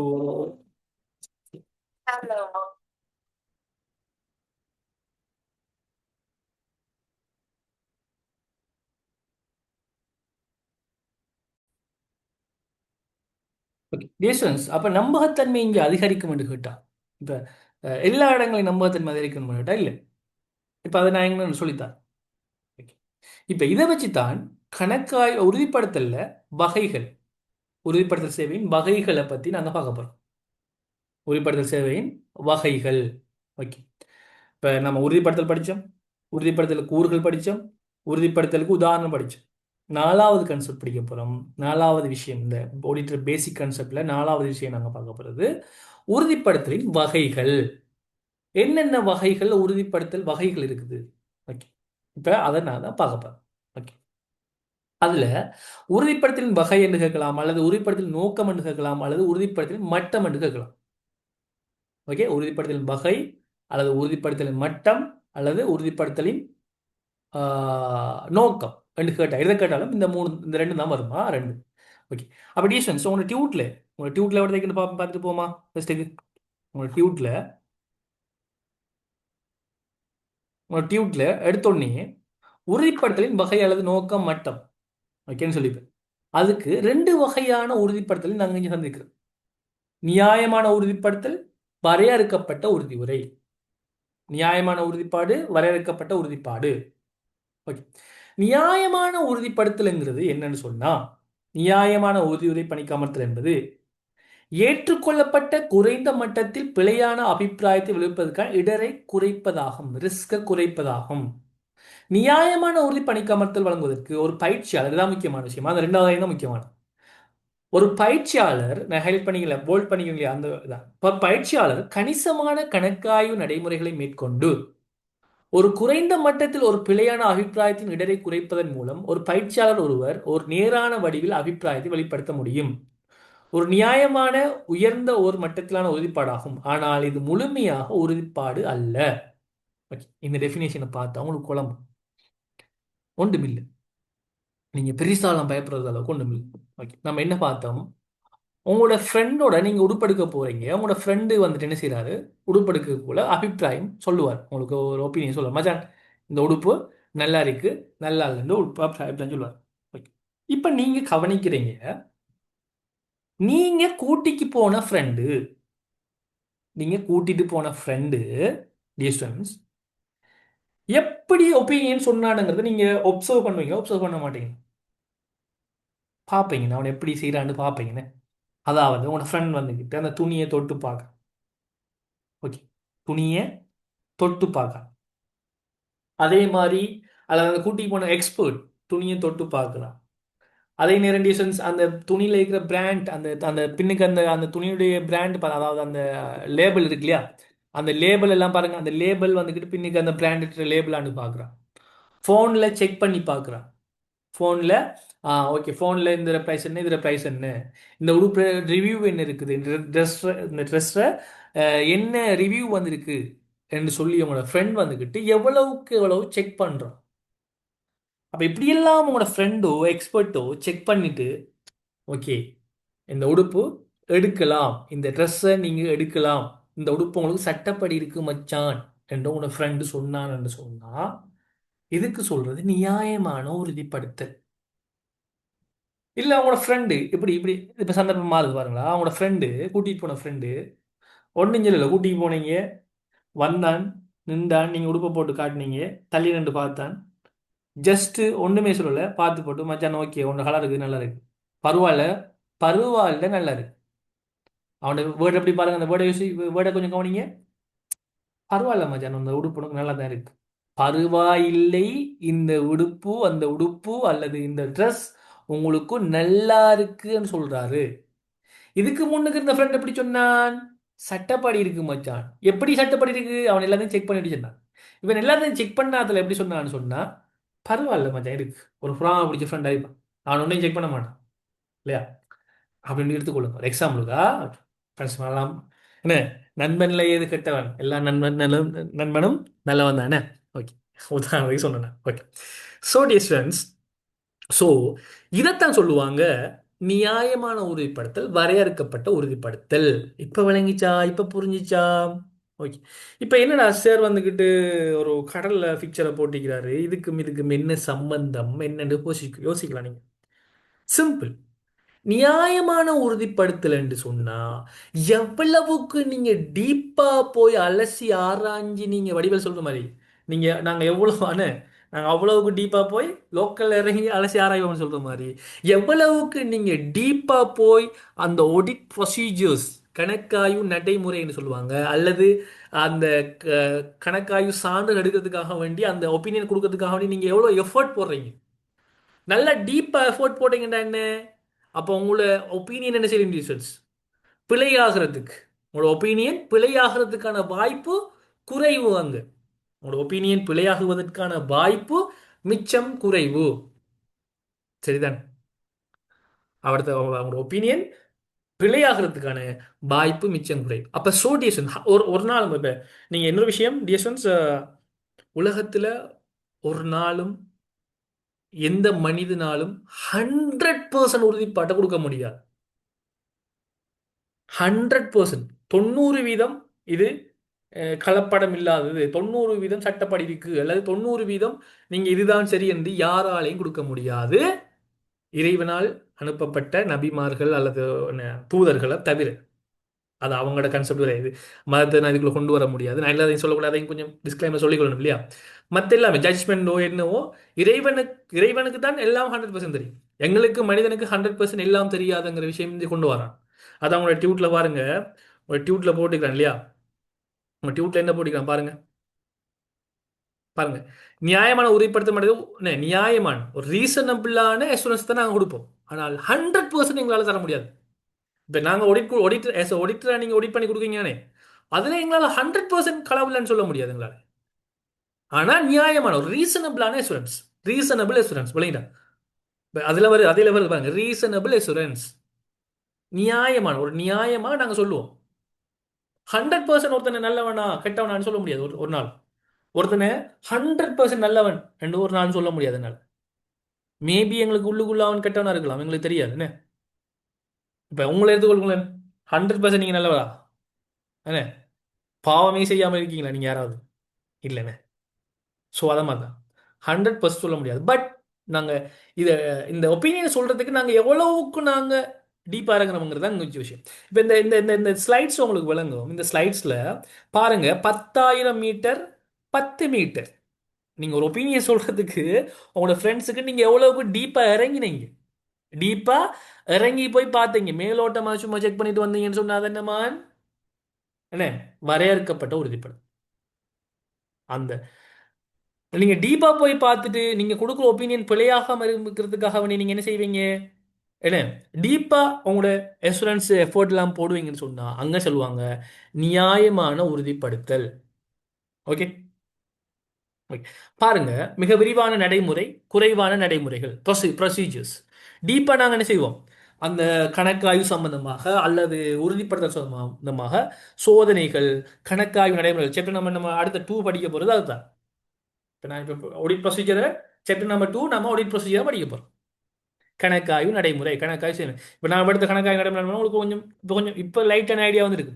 இப்போ சாப்டர் நம்பர் 2 முடிய கூட இது இது இன்னும் கொஞ்சம் உங்களுக்கு எக்ஸ்ட்ரா விளங்கும். இது இந்த ஆடிட் வந்து ஒரு சங்கிலி மாதிரி. பாருங்க, ஆடிட் ப்ரொசீஜர் நம்ம என்ன கணக்காய்வு போதுமான பொருத்தமான கணக்காய்வு சான்றுகள் எடுக்கணும்னு சொல்லி படிச்சோம், நாம இருக்குதா?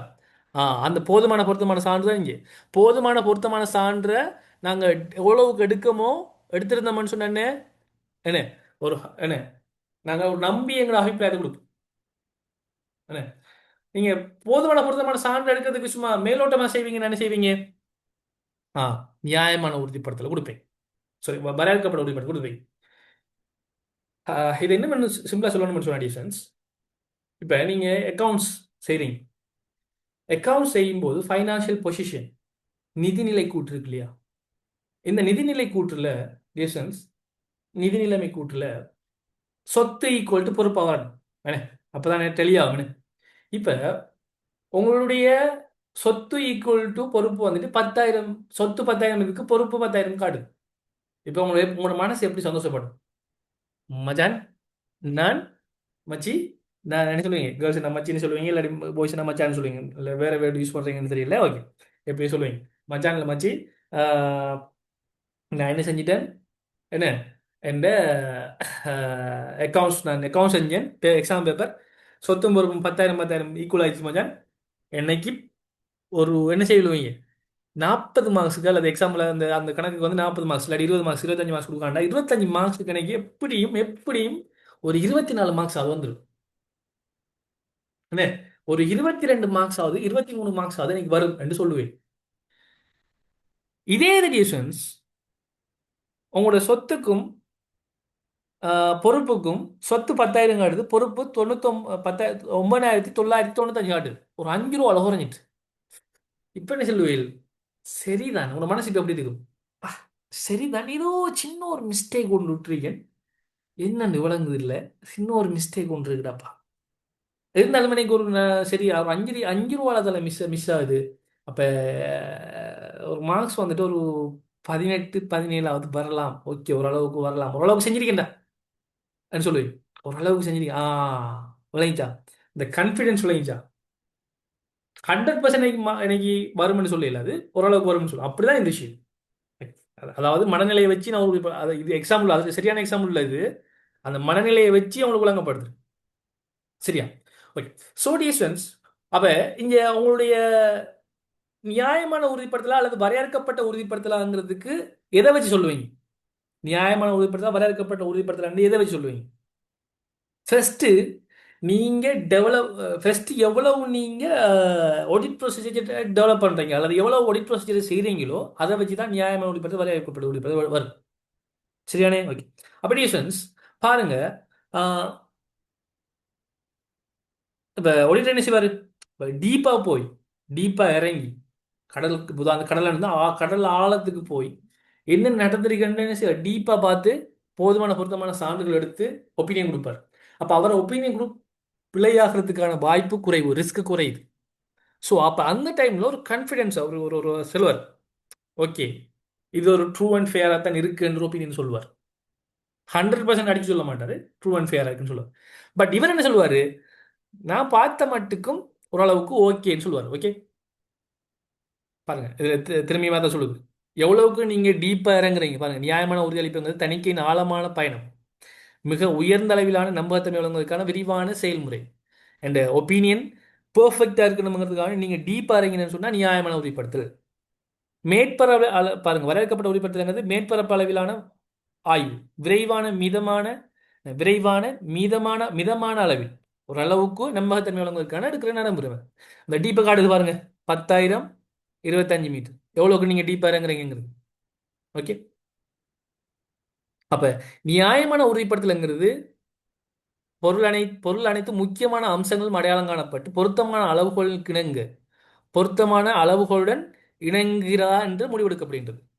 அதே மாதிரி வரையறுக்கப்பட்ட உறுதிப்படுத்தல் சூழ்நிலைக்கு ஏற்ற இணக்கம், பொருத்தமான அளவுகோல் சூழ்நிலைகள் மட்டுமே பொருந்தும் என்ற ஒரு முடிவுக்கு வருகின்றது. இந்த டைம்ல மட்டும் இது இதாகும்னு சொல்லி கொண்டு வருவாங்க. ஓகே, ஸோ இப்போ இந்த டைம்ல எப்படி அவர் ஒப்பீனியன் கொடுப்பாரு? இப்போ இந்த டைம்ல எப்படி ஒப்பீனியன் கொடுப்பாரு பாருங்க. அவர் எப்படி ஒப்பீனியன் கொடுப்பாரு? இது சரியானது என்று நாங்கள் உறுதியளிக்கின்றோம், நேர்முறையில் ஒப்பீனியன் கொடுப்பாரு. இந்த இந்த ஃபைனான்சியல் ஸ்டேட்மெண்ட் ட்ரூ அண்ட் ஃபேராக இருக்கின்றது உதாரணம் கொடுப்பார். ஓகே தானே? இது சரியானதாக இருக்கின்றது நாங்கள் நம்புகின்றோம். பட் இவர் இங்கே எப்படி வரையறுக்கப்பட்டதில் எப்படி ஒப்பீனியன் கொடுப்பாருண்டா எதிர்மறையாக கொடுப்பார். இங்கே நேர்முறையில் ஒரு கான்ஃபிடன்ஸான இதில் கொடுப்பார். இங்கே எதிர்மறை முறைன்னு சொன்ன அடிஷன்ஸ், அதாவது எதிர்மறைன்னா நீங்கள் நினைக்க கொள்ளக்கூடாது லொஸ்டாக இருக்குன்னு சொல்லி கொடுக்குறது அண்டு இல்லை, அல்லது பிள்ளை என்று சொல்லி கொடுக்குறதோ அது இல்லை. அவர் என்ன சொல்லுவாருண்டா, பரவாயில்ல மச்சான். அப்போ உங்களோட ஃப்ரெண்ட் என்ன சொன்னான்?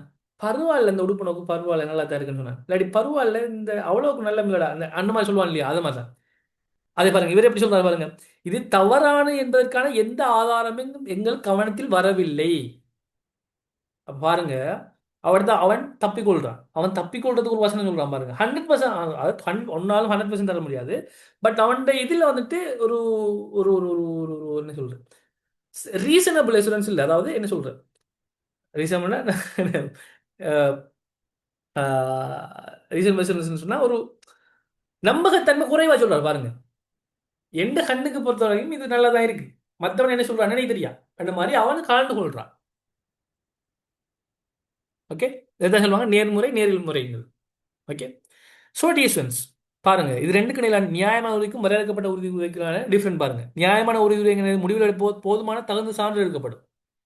ஓகே, அதாவது மேக்சிமம் போதுமான பொருத்தமான சான்று, அதாவது ஒடிப்பு செய்வார்.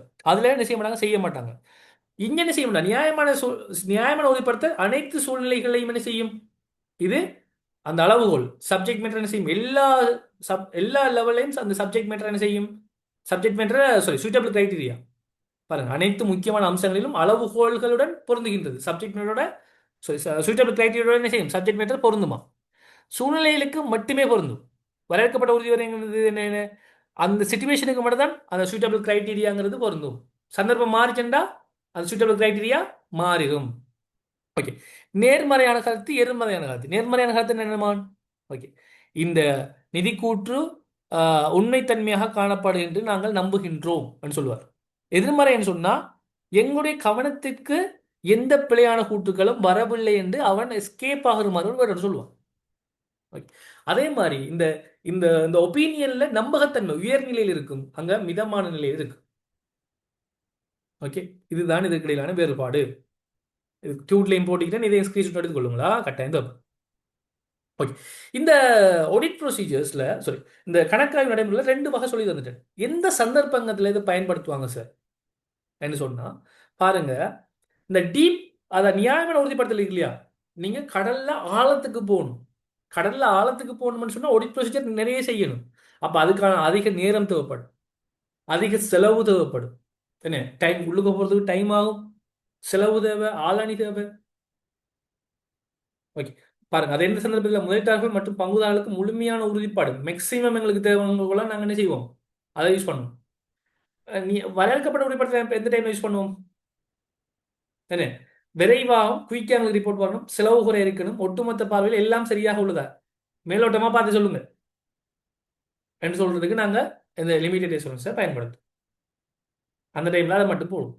Okay distance. ஓகே, இப்ப ஒரு விஷயம், இந்த வரையறுக்கப்பட்ட உறுதிப்படுத்தலுக்கும் நியாயமான உறுதிப்படுத்தலுக்கும் உதாரணம் ஒன்று சொல்லுங்க சார். நான் படிச்சேன் தானே, படிச்சதுல இருந்து உதாரணம் சொல்லுங்க சார் கேட்கலாம். Okay distance. இப்போ உதாரணத்துக்கு நிதி நிலைமை கூற்று ஃபைனான்சியல் ஆடிட்டிங் இல்லையா இருக்கு இல்லையா, இதுக்கு என்ன செய்வோம் நம்ம பாருங்க, ஃபைனான்சியல் ஆடிட்டுக்கு நம்ம என்ன செய்வோம், மேக்சிமம் இறங்கி செய்வோம். என்ன ஃபைனான்சியல் ஆடிட்டுக்கு நம்மளோட ஆடிட்டுக்கு, அப்ப அது நியாயமான உறுதிப்படுத்தல வரும். ஓகே, இங்க வந்துகிட்டு மற்றதெல்லாம் வரையறுக்கப்பட்ட உதாரணத்துக்கு டிஎஸ்என்ஸ் மற்ற உதாரணத்துக்கு ஒரு ஃபைனான்சியல் ஃபோகாஸ்டிங் என்ன பட்ஜெட்டிங் செய்றீங்க, பட்ஜெட் சம்பந்தமான உறுதிப்படுத்தல் எங்க வரும் என்று சொன்னா வரையறுக்கப்பட்ட உறுதிப்படுத்தல வரும். ஏன் வரையறுக்கப்பட்ட உறுதிப்படுத்தல இந்த பட்ஜெட் வரும்னு சொன்னா 2 ரீசன் இருக்கு டிஃபரன்ஸ். பட்ஜெட்டிங் வந்துட்டு வரையறுக்கப்பட்ட உறுதிப்படுத்தல வரும். ஏன் பட்ஜெட்டிங் வந்துட்டு வரையறுக்கப்பட்ட உறுதிப்படுத்தல வரும்னா ரெண்டு ரீசன். ஒன்று வந்துக்கிட்டு பட்ஜெட்டிங்கிறது இன்றைக்கு இருக்கிற ரிப்போர்ட் நாளைக்கு என்ன செய்யலாம், மாறலாம். இன்றைக்கு இருக்கிற கண்டிஷன் நாளைக்கு மாறலாம், வெதர் நாளைக்கு மாறலாம் இல்லையா. அதே மாதிரி இன்றைக்கு நீங்க பட்ஜெட் ஃபோக்கஸ் பண்றீங்க, நாளைக்கு ஏதாவது எக்கனாமிக் கிரைசிஸோ இல்லாட்டி ஒரு கொரோனா போன்ற ஒரு இதோ அல்லது இந்த வேர்ல்டு வார் நடந்தாலோ என்ன செய்யும், அந்த ஃபோகாஸ்டிங் மாறலாம். ஸோ டிஸ்டன்ஸ் அந்த சூட்டபிள் கிரைட்டீரியா என்ன செய்யும், சரியா இல்லை. ஒவ்வொரு நிறுவனம் ஒவ்வொரு மாதிரி இங்க ஃபோக்கஸ் பண்ணலாம். நீங்க என்ன செய்வீங்க, ஓரளவுக்கு என்ன லாஸ்ட் 5 இயர்ஸோட ஒப்பிட்டு பார்த்துட்டு நம்ம 2 இயர்ஸ்ல இப்படி போகும்னு சொல்லலாம். அப்ப நீங்க எதிர்காலத்தை பத்தி ஓகே இவ செஞ்சுக்கிறது என்ன எந்த பார்வையில சரியா இருக்குன்னு சொல்லுவீங்களா, ஃபுல்லா சரியா இருக்குன்னு சொல்லுவீங்களா, அப்படி சொல்ல மாட்டீங்க. நீங்க எப்படி சொல்லுவீங்க, இது பட்ஜெட்டிங் பத்தி நீங்க ஒப்பீனியன் கட்டன்னு சொல்லுவீங்க. ஓகே, எங்களுடைய பார்வைக்கு வந்ததுக்கு மட்டுக்கும் எந்த ஃபேக்டரும் ஃபியூச்சர்ல எஃபெக்ட் ஆகாது என்ற அடிப்படையில் இது ஓகே. அப்ப நீங்க இப்படி தானே செய்றீங்க, எந்த ஃபியூச்சரும் எஃபெக்ட் ஆகாது என்ற அடிப்படையில் நான் தப்பிக்கொள்றேன் ஒரு வருஷம் கொடுப்பீங்க. ஏன் அப்படி கொடுப்பீங்க, உங்களுக்கு டீப்பா ஆடிட் ப்ரொசீஜர் செய்ய முடியாது. ஏன்னா ஃபியூச்சரை பத்தி எங்களால் என்ன செய்ய முடியாது, என்ன டைம் மிஷினை வச்சு நாங்கள் ஃபியூச்சருக்கு போய் வரலாமா, இல்லை என்ன ஆடிட் ப்ரொசீஜர் டீப்பா செய்ய முடியாது. போதுமான பொருத்தமான ஃபியூச்சர் பற்றிய போதுமான பொருத்தமான சான்றுகளை எங்கேயுமே எடுத்துக்கொள்ள முடியாது. அதே மாதிரி சூட்டபிள் கிரைட்டீரியா காலத்து என்ன செய்யும், இந்த கிரைட்டீரியா என்ன செய்யும் மாறலாம். எக்கனாமிக் கிரைசிஸ் நடந்தால் வேற மாதிரி மாறலாம். அப்போ இந்த சூட்டபிள் கிரைட்டீரியா அளவு மட்டும் அளவு எதை வச்சு அளவு பண்றது பட்ஜெட் ஒவ்வொரு ஆளும் ஒவ்வொரு மாதிரி செய்வாங்க. அப்போ செய்ய முடியாது. அதன் காரணமாக இது வந்துட்டு என்ன செய்யும், வரையறுக்கப்பட்ட உறுதிப்படுத்தல வரும். அடுத்து இன்டர்னல் கண்ட்ரோல், உள்ளக கட்டுப்பாடு. ஓகே, இந்த உள்ளக கட்டுப்பாடும் ஒரு வரையறுக்கப்பட்ட உறுதிப்படுத்தலாம் வரும். ஏன் ஏனுங்கிறது நான் இப்போ உங்களுக்கு ஒரு வீடியோ காட்டுறேன். இப்போ இதுக்கு முன்னுக்கு நம்ம ஒரு வீடியோ பார்த்துருந்தாங்க. என்ன பார்த்தீர்கள்? என்ன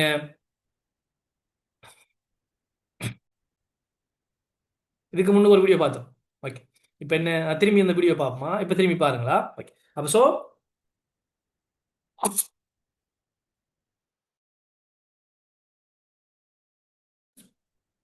இப்போ நான் வந்துட்டு என்ன சொல்றேன், இன்னொரு ஃபிலிம் சீனை உங்களுக்கு ஃபிலிமில் வரக்கூடிய ஒரு கன்செப்டை நான் உங்களுக்கு காட்ட போகிறேன். இந்த ஃபிலிமில் இருக்கிற கன்செப்டை பாருங்க. இந்த ஃபிலிமில் இருக்கிற கன்செப்டை பார்த்துட்டு எனக்கு சொல்லுங்க. ஓகே, இந்த ஃபிலிமில் இருக்கிற கன்செப்டை பார்த்துட்டு சொல்லுங்க. இப்போ நீங்கள் நேற்று ஒப்பீனியன் ஒன்று சொன்னீங்கண்ணே. இப்போ இந்த ஃபிலிமில் வரக்கூடிய கன்செப்ட், இந்த சீனை பார்த்துட்டு என்ன சொன்னீங்க? இந்த இந்த இந்த இந்த நிறுவனம் இன்டர்னல் கண்ட்ரோல் சரியாயிருக்குன்னு சொன்னீங்க. இப்போ எனக்கு சொல்லுங்க, இந்த ஃபிலிமில் சீனை ஃபுல்லாக இந்த இந்த இந்த இந்த காமெடி சீனை ஃபுல்லாக பார்த்துட்டு சொல்லுங்க, இந்த நிறுவனத்தில் இன்டர்னல் கண்ட்ரோல் வீக்காக இருக்கா இல்லை ஸ்ட்ரென்த்தாக இருக்கான்னு திரும்பி இப்போ ஒப்பீனியன் சொல்லுங்களா? இப்போ ஃபுல்லாக பாருங்களா அந்த இதை.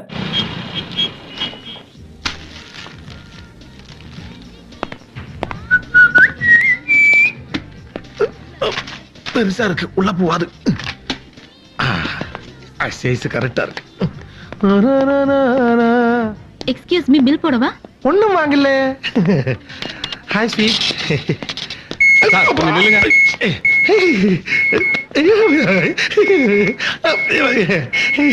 எப்படி இது கண்டுபிடிச்சீங்க? காந்த கோடு. பில்லு போடலன்னா அலாரம் அடிக்கும். Very good.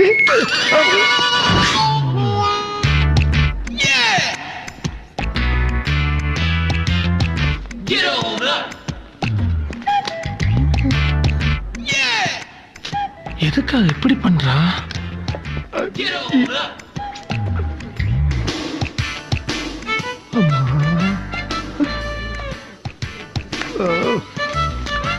இவனுக்கு மேல்மாடி காலி இல்லப்பா, என்னமோ விஷயம் இருக்கு. திருடிட்டானா சார்? படிச்சவன் மாதிரி இருக்கான்.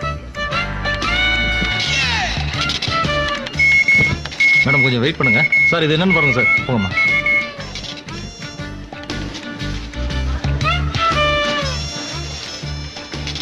மேடம் ஒரு நிமிஷம் சார், இந்த பேக்கையும் செக் பண்ணிடுங்க. என்ன பிரச்சனை? யாரு கிராஸ் பண்ணாலும் அலாரம் அடிக்குது சார். மெஷின் ரிப்பேரா இருக்கும், இவங்களெல்லாம் அனுப்பி விடுங்க. இவங்கள பார்த்தா திருடுற மாதிரியா இருக்கு. Sorry sir, sorry madam, please. இந்தாங்க சார், தேங்க்யூ.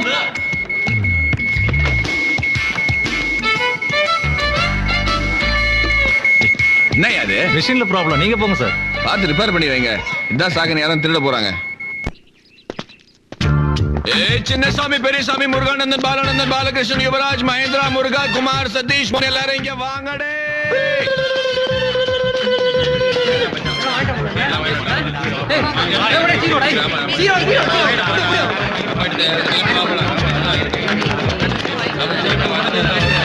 சாரி கேர்ள்ஸ், உங்களுக்கு தேவையான ஐட்டம் என்னால கொண்டு வர முடியல. தயவுசெய்து கிளாஸுக்கு போங்க. லா முடிச்சுட்டு உடனே யாருக்கும் டாக்டர் இன் லா ஆகாம ஒரு நல்ல லாயர் ஆயிடுங்க. தயவுசெய்து உள்ள போங்க, நான் ஜிப்பு திறக்க போறேன். என்ன தப்பா சொல்றேன் இல்லையா? சரி, ஓசி லிஸ்ட் எடு. கலெக்ஷன் போடு. ஏய் இந்தாடா டெலிவரி. கோல்கேட் புடி எடு செல்லாத காசை குடிச்சு மாட்டேன். டேய் யூகே கலெக்ஷன் சரியா போடு. மேல் பாக்கெட்ல போடு, உள்ளே டமிக்காத. ஏய், இது உங்க மார்க்கெட்டிங் கமிஷன். இது 2 நாள் சாப்பாடுக்கு. ஓகே, அது இது அப்பா கிட்ட வாங்கின கடனுக்கு. ஓகே டியர் ஸ்டூடெண்ட்ஸ், அப்போ பாருங்க, இங்கே இந்த நிறுவனத்தில் இன்டர்னல் கண்ட்ரோல் இப்போ சொல்லுங்க. இப்போ நீங்கள் கொஞ்சம் நேரத்துக்கு முன்னாடி சொன்னீங்க இல்லையா, இப்போ இன்டர்னல் கண்ட்ரோல் வந்துக்கிட்டு என்ன சொன்னீங்க, ஸ்ட்ரென்த்தாக இருக்குது சார் ஒப்பீனியன் சொன்னீங்க. இப்போ என்ன சொல்கிறீங்க, நிறுவனத்தில் இன்டர்னல் கண்ட்ரோல் எப்படி இருக்குது? இப்போ கொஞ்சம் நேரத்துக்கு முன்னாடி நாங்கள் உதாரணமாக கூட நேரத்தில் சொன்னீங்க, இந்த நிறுவனத்தில் இன்டர்னல் கண்ட்ரோல் வந்துட்டு எனக்கு வந்துட்டு பெர்ஃபெக்டாக இருக்குன்னு சொன்னீங்க. இப்போ என்ன சொல்லுவீங்க சார்? நாங்கள் இப்போ இப்போ உங்களுக்கு கொஞ்சம் அவேர்னஸ் வந்திருக்கு. ஆஹா, வாயை கொடுத்து மாட்டேலண்ணே, இப்போ மேபி இது கொஞ்சம் வீக்னஸாக இருக்குது, இப்போ பார்த்துட்டு வீக்னஸாக இருக்குது. அப்போ நீங்கள் என்ன சொல்லுவீங்க சார்? வீக்னஸ் ஆகிக்குன்னு சொல்லுவீங்க. என்ன ஃபியூச்சரில் நீங்கள் எப்படி சொல்லுவீங்க? இப்போ இன்டர்னல் கண்ட்ரோல் சம்மந்தம் ஒப்பீனியன் கேட்டால் என்ன ஃபியூச்சர் சொல்லுவீங்க? ஆஹா, நம்ம ஏற்கனவே இப்படி தான் வாயை கொடுத்து மாட்டிட்டோம்னு சொல்லி பேசல. நான் பார்த்த மட்டுக்கும் இது என்ன சொல்லுவேன், இன்டர்னல் கண்ட்ரோல் ஓகே தான் சொல்லுவேன். என்ன பிரச்சனைன்னு சொன்னா, இங்க இங்க இன்டர்னல் கண்ட்ரோல் சம்பந்தமான போதுமான பொருத்தமான சான்று எடுக்கிறதுக்கு நீங்க டீப்பா டெவலப் பண்றதுக்கு நீங்க ஒர்க் பண்ணலாம் தான். பட் ப்ராப்ளம் என்னன்னு சொன்னா, ஒவ்வொரு ஆர்கனைசேஷனும் ஒவ்வொரு மெத்தட்ல என்ன செய்வாங்க, ப்ரொசஸ் இருக்கும். அதாவது அவங்களுடைய ஆப்ரேஷன் இருக்கும். அந்த ஆப்ரேஷனுக்கு ஏற்ற மாதிரி என்ன செய்ய முடியாது, எங்களால என்ன செய்ய முடியாது. ஒவ்வொரு ஆப்ரேஷனுக்கு நாங்கள் ஸ்டாண்டர்ட் கொண்டு வர முடியாது. முதலாவது விஷயம். ரெண்டாவது, நிறுவனத்தில் என்ன நடக்கும், என்னதான் இன்டர்னல் கொண்டு போட்டாலும் களவெடுக்கிறதுக்கான ஏதாவது லூப் ஒன்று இருந்தானா. ஸோ இங்கே வந்துட்டு 2 ரீசனால இங்கே வந்துட்டு இன்டர்னல் கண்ட்ரோல் சம்பந்தமாக போதுமான பொருத்தமான சான்று எங்களால் கலெக்ட் பண்ணுறது கஷ்டம். அதே நேரம் அந்த சந்தர்ப்பம் மாறினா என்ன செய்யும், மாறிவிடும். அப்போ சூட்டபிள் கிரைட்டீரியாங்கிற மேட்டரும் இங்கே இல்லை. ரைட்டா, சூட்டபிள் கிரைட்டீரியாங்கிற மேட்டரும் இங்கே இல்லை. ஸோ இதனால எங்களால் சொல்ல முடியாது இது என்ன நியாயமான உறுதிப்படுத்தல சொல்ல முடியாது. இன்டர்னல் கண்ட்ரோலை அந்த உதாரணத்தில் அதுலேயும் வரையறுக்கப்பட்ட உறுதிப்படுத்தலாம் எனக்கு வரும். இப்போ ரேடியேஷன்ஸ் இப்போ புரிஞ்சுதா? Okay okay. அதே மாதிரி கீ பெர்ஃபார்மன்ஸ் இண்டிகேட்டர்ஸ், நிதி சாராத தகவல் பெர்ஃபார்மன்ஸை பார்த்தாலும் நீங்கள் என்ன செய்ய முடியாது, உங்களோட ஒப்பீனியனை என்ன நியாயமான உறுதிப்படுத்தல சொல்ல முடியாது. வரையறுக்கப்பட்ட உறுதிப்படுத்தல் முறையில் சொல்லுவீங்க. ஏன்னு சொன்னால் உதாரணம் சொல்கிறேன். இப்போ உதாரணத்துக்கு ஒரு ஹாஸ்பிட்டல் எடுப்போம். இப்போ ஹாஸ்பிட்டலில் இப்போ உதாரணத்துக்கு உங்களோட ஊரில் இருக்க ஹாஸ்பிட்டலில் இன்றைக்கு பிள்ளைகள் பிறந்தது, எத்தனை பிள்ளைகள் பிறந்தது, அதே மாதிரி இன்றைக்கு எத்தனை பேர் சுகமாகி விட்ட போனாங்க, எத்தனை பேர் இன்றைக்கு மரணம் அடைஞ்சாங்க. இப்போ உதாரணத்துக்கு யூகேல இருந்து ஒருத்தன் மாறான், நம்ம நாட்டில் இருக்கிற ஒருத்தரை பார்க்கான். அவன் பார்த்துட்டு வாவ் வாட் அ மிராக்கல், உங்களோட நாட்டில் வந்துட்டு இறப்பு வீதம் குறை இருக்குது, நிறைய பேர் டிஸ்சார்ஜ் ஆகிடுறாங்க, நிறைய பேர் பிள்ளை பெறுறாங்க. இதே இது நீங்கள் இப்போ அந்த யூகேக்கு போகிறீங்க, அங்கே வந்துட்டு இறப்பு வீதம் அதிகமாக இருக்குது என்ன. இல்லாட்டி இப்போ உதாரணத்துக்கு யூஎஸ்ஏல இருந்து ஒருத்தன் மாறான், இல்லாட்டி கண்டில இருந்து நோர்லேவில் ஒருத்தன் மாறான் சொல்லுவான், என்ன உங்களோட ஊரில் இறப்பு வீதம் கூட, பிள்ளை பிறப்பு வீதம் எங்களோட ஊரோட குறையும். ஒவ்வொரு ஆளும் ஒவ்வொரு மாதிரி ஒப்பீனியன் சொல்லலாம் இங்கே என்ன. இங்கேயும் சூட்டபிள் கிரைட்டீரியா, இந்த கிரைட்டீரியாங்கிறது சரியா இல்லை. ஒரு நாளைக்கு ஒரு ஹாஸ்பிட்டலில் 10 பேர் தான் மௌத்தாகலாம், ரெண்டு ஸ்டாண்டர்ட் கொண்டாடலாமா, கொண்டாட முடியாதுண்ணே. சூட்டபிள் கிரைட்டீரியாவும் இல்லை, அது சம்பந்தமாக சூட்டபிள் கிரைட்டீரியா இல்லாதால போதுமான பொருத்தமான சான்றும் எங்களுக்கு எடுக்க முடியாது. ஸோ இந்த இடத்துல நீங்கள் எப்படி ஒப்பீனியன் கொடுப்பீங்கன்னு சொன்னால், ஓகே எங்களுடைய கருத்துக்கு எட்டிய அடிப்படையில் இலங்கையினுடைய ஹாஸ்பிட்டல்களில் ஒப்பீட்டளவில் இந்த நிறுவனம் பெர்ஃபார்மன்ஸ் குறைபாடு இல்லாத அளவுக்கு நடக்குது எனக்கு கூறலாம். அப்போ நீங்கள் என்ன செய்றீர்கள், தப்பிக்கொள்றீங்க. எப்படி தப்பிக்கொள்றீர்கள், எங்களோட கண்ணுக்கு கிட்டிய வகையில் இந்த இண்டஸ்ட்ரியில் எங்களுக்கு இதுக்கு ஒப்பீட்டளவில் கொஞ்சம் ஓகே நம்ம சொல்ல வருவேன், கான்ஃபிடென்ஸாக சொல்ல மாட்டேன். ஸோ டியூஷன்ஸ் அப்போ உறுதிப்படுத்தல உதாரணங்கள் டியூஷன்ஸ் உறுதிப்படுத்தல உதாரணங்களில் நாங்கள் பார்த்தது இல்லை டியூஷன்ஸ், நல்லா ஞாபகம் வச்சுக்கொள்ளுங்க. ஆடிட்டிங் இருக்கு இல்லையா, இந்த ஆடிட்டிங் மட்டும்தான் நியாயமான உறுதிப்படுத்தல வரும். ஏன்னு சொன்னால் அதுக்கெண்டு எக்ஸ்பர்ட்டை போட்டு அதுக்கெண்டு நம்ம ஸ்டாண்டர்டை உருவாக்கி அதுக்கான ஆடிட் ப்ரொசீஜர்லாம் போட்டு நாங்கள் செய்கிறதால எங்களுக்கு கான்ஃபிடென்ஸாக, அதாவது 100% இல்லாட்டிலும் ஒரு நியாயமான முறையில் உறுதிப்படுத்தல வரணும். பட் இப்போ ரிவ்யூ பாருங்க, ரிவ்யூக்கு நம்ம என்ன செஞ்சோம், நம்ம ஏற்கனவே பார்த்ததுன்னு கூட செலவழிக்க மாட்டோம், குயிக்காக மேய்ட்டு கொள்ளணும். அப்போ ஒரு சின்ன ஒரு குயிக்காக ஒரு அனலைஸ் பண்ணிட்டு நாங்கள் சொல்லிடுவோம், டீப்பாக இறங்க மாட்டோம். அப்போ இங்கே என்னது, வரையறுக்கப்பட்ட உறுதிப்படுத்தல். அப்போ மீளாய்வு உறுதிப்படுத்தல்ங்கிறது என்ன டிஷன்ஸ், எந்த லெவல் ஆஃப் உறுதிப்படுத்தல் அல்லது எந்த வகையான உறுதிப்படுத்தல் வந்து சேரும், லிமிடெட் அசூரன்ஸ். அதே மாதிரி விசேட நோக்கத்துக்கான உறுதிப்படுத்தல், இதுவும் என்ன, இதுக்கும் ஒரு ஸ்டாண்டர்ட் இல்லை, இதுக்கும் நம்ம டீப்பாக டெவலப் பண்ண மாட்டோம். அப்போ இதுவும் என்ன செய்யும், வரையறுக்கப்பட்ட உறுதிப்படுத்தலாம் வந்து சேரும். உள்ள கட்டுப்பாடு உறுதிப்படுத்தல் இங்கே வந்துட்டு என்ன, ஈடுபாட்டின் ஆழத்தை பொறுத்தே பொதுவாக நியாயமான உறுதிப்படுத்தல் வழங்கும். இதில் இந்த இது கொஞ்சம் இதில் மாற்றணும், நான் மாற்றுப்பாடல. ஓகே, இதுவும் வரையறுக்கப்பட்ட உறுதிப்படுத்தல் தான். ஓகே, அது டியூட்டில் அந்த இதில் உங்களுக்கு ஸ்லைட்டில் போலையாக போட்டு வட்டிக்கு நான் மாற்றுப்பாடல, சாரி. ஓகே, அடுத்த டியூஷன்ஸ் இணக்கப்பாட்டு உறுதிப்படுத்தல். எல்லாமே பாருங்க, இப்போ ஈடுபாட்டு எல்லையை பொறுத்து நியாயமான அல்லது வரையறுக்கப்பட்ட உறுதிப்படுத்தல். இப்போ சட்டத்தை பற்றி நாங்கள் சொல்லக்குள்ள நீங்கள் எவ்வளோ டீப்பாக நீங்கள் எவிடன்ஸை கலெக்ட் பண்ணுறதை வச்சு தான் நாங்கள் என்ன செய்யலாம் இங்கே இங்கே லிமிடெட் அசூரன்ஸாக ரீசனபிள் அசூரன்ஸ் சொல்லலாம். அப்போ நீங்கள் நம்ம என்ன சொல்லுவோம், இது லிமிடெட் அசூரன்ஸ்லேயே நம்ம கொண்டு வருவோம். ஓகே, சேட்ரன் இதுவும் லிமிடெட் அசூரன்ஸ்லாம் வரும். எங்களால் என்ன செய்ய முடியாது, சொல்ல முடியாது.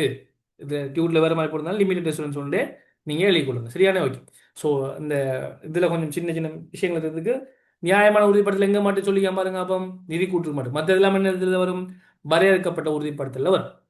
சேடிஷன்ஸ் இதோட எங்களுடைய சாப்டர் நம்பர் 1 முடிஞ்சிட்டு நம்ம இப்போ இந்த கன்செப்டை வச்சு நம்ம ஒடிட்டுற அடுத்த கன்செப்டுக்கு நாங்கள் போக போகிறோம். அடுத்த கன்செப்ட் என்ன டிஷன்ஸ்? இப்போ நான் ஏற்கனவே சொன்னேன், கணக்காய்வுங்கிறது அல்லது உறுதிப்படுத்தலைங்கிறது ஒரு பேசிக் நோட்ஸ். இதுல இருந்து தான் இந்த யூனிட்கள் வந்துட்டு முளைச்சி வரும்னு சொன்னேன். இதுல இருந்தா ஒவ்வொன்றா படிப்போம்னு சொன்னேன். இப்ப இந்த உறுதிப்படுத்தல்ல இந்த உறுதிப்படுத்தல் அபிப்பிராயத்தை வழங்குவதற்காக என்ன கணக்காய்வாளர் அல்லது தொழில்திறன் வாய்ந்த ஒரு நூற்றாண்டுகளால் மேற்கொள்ளப்படும் சகல நடவடிக்கைகளும்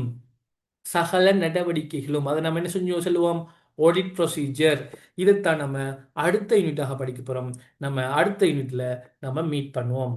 thank you so much dear students. இந்த பொறுமையாகவும் உங்களோட நேரத்துக்கும் உங்களுடைய இந்த கிளாஸ் அட்டென்ட் பண்ணதுக்கும், அதே நேரம் உங்களோட ஃபீட்பேக்ஸில் கமெண்ட்ஸில் அல்லது அவங்களுடைய ஜூம் கிளாஸில் உங்களுடைய இதில் போடுங்க. அது யூடியூப்பில் வந்தால் கமெண்ட்ஸில் உங்களுடைய கட்டாயம் உங்களோட ஃபீட்பேக்கில் போடுங்க. அப்போ தான் இந்த ஃபியூச்சர் நான் உங்களுக்கு இதனுடைய கிளாஸஸை மேலே மாதிரியான கிளாஸஸை நான் உங்களுக்கு யூடியூப்பில் அப்லோட் பண்ணுவேன். Thank you so much. Will meet the next class.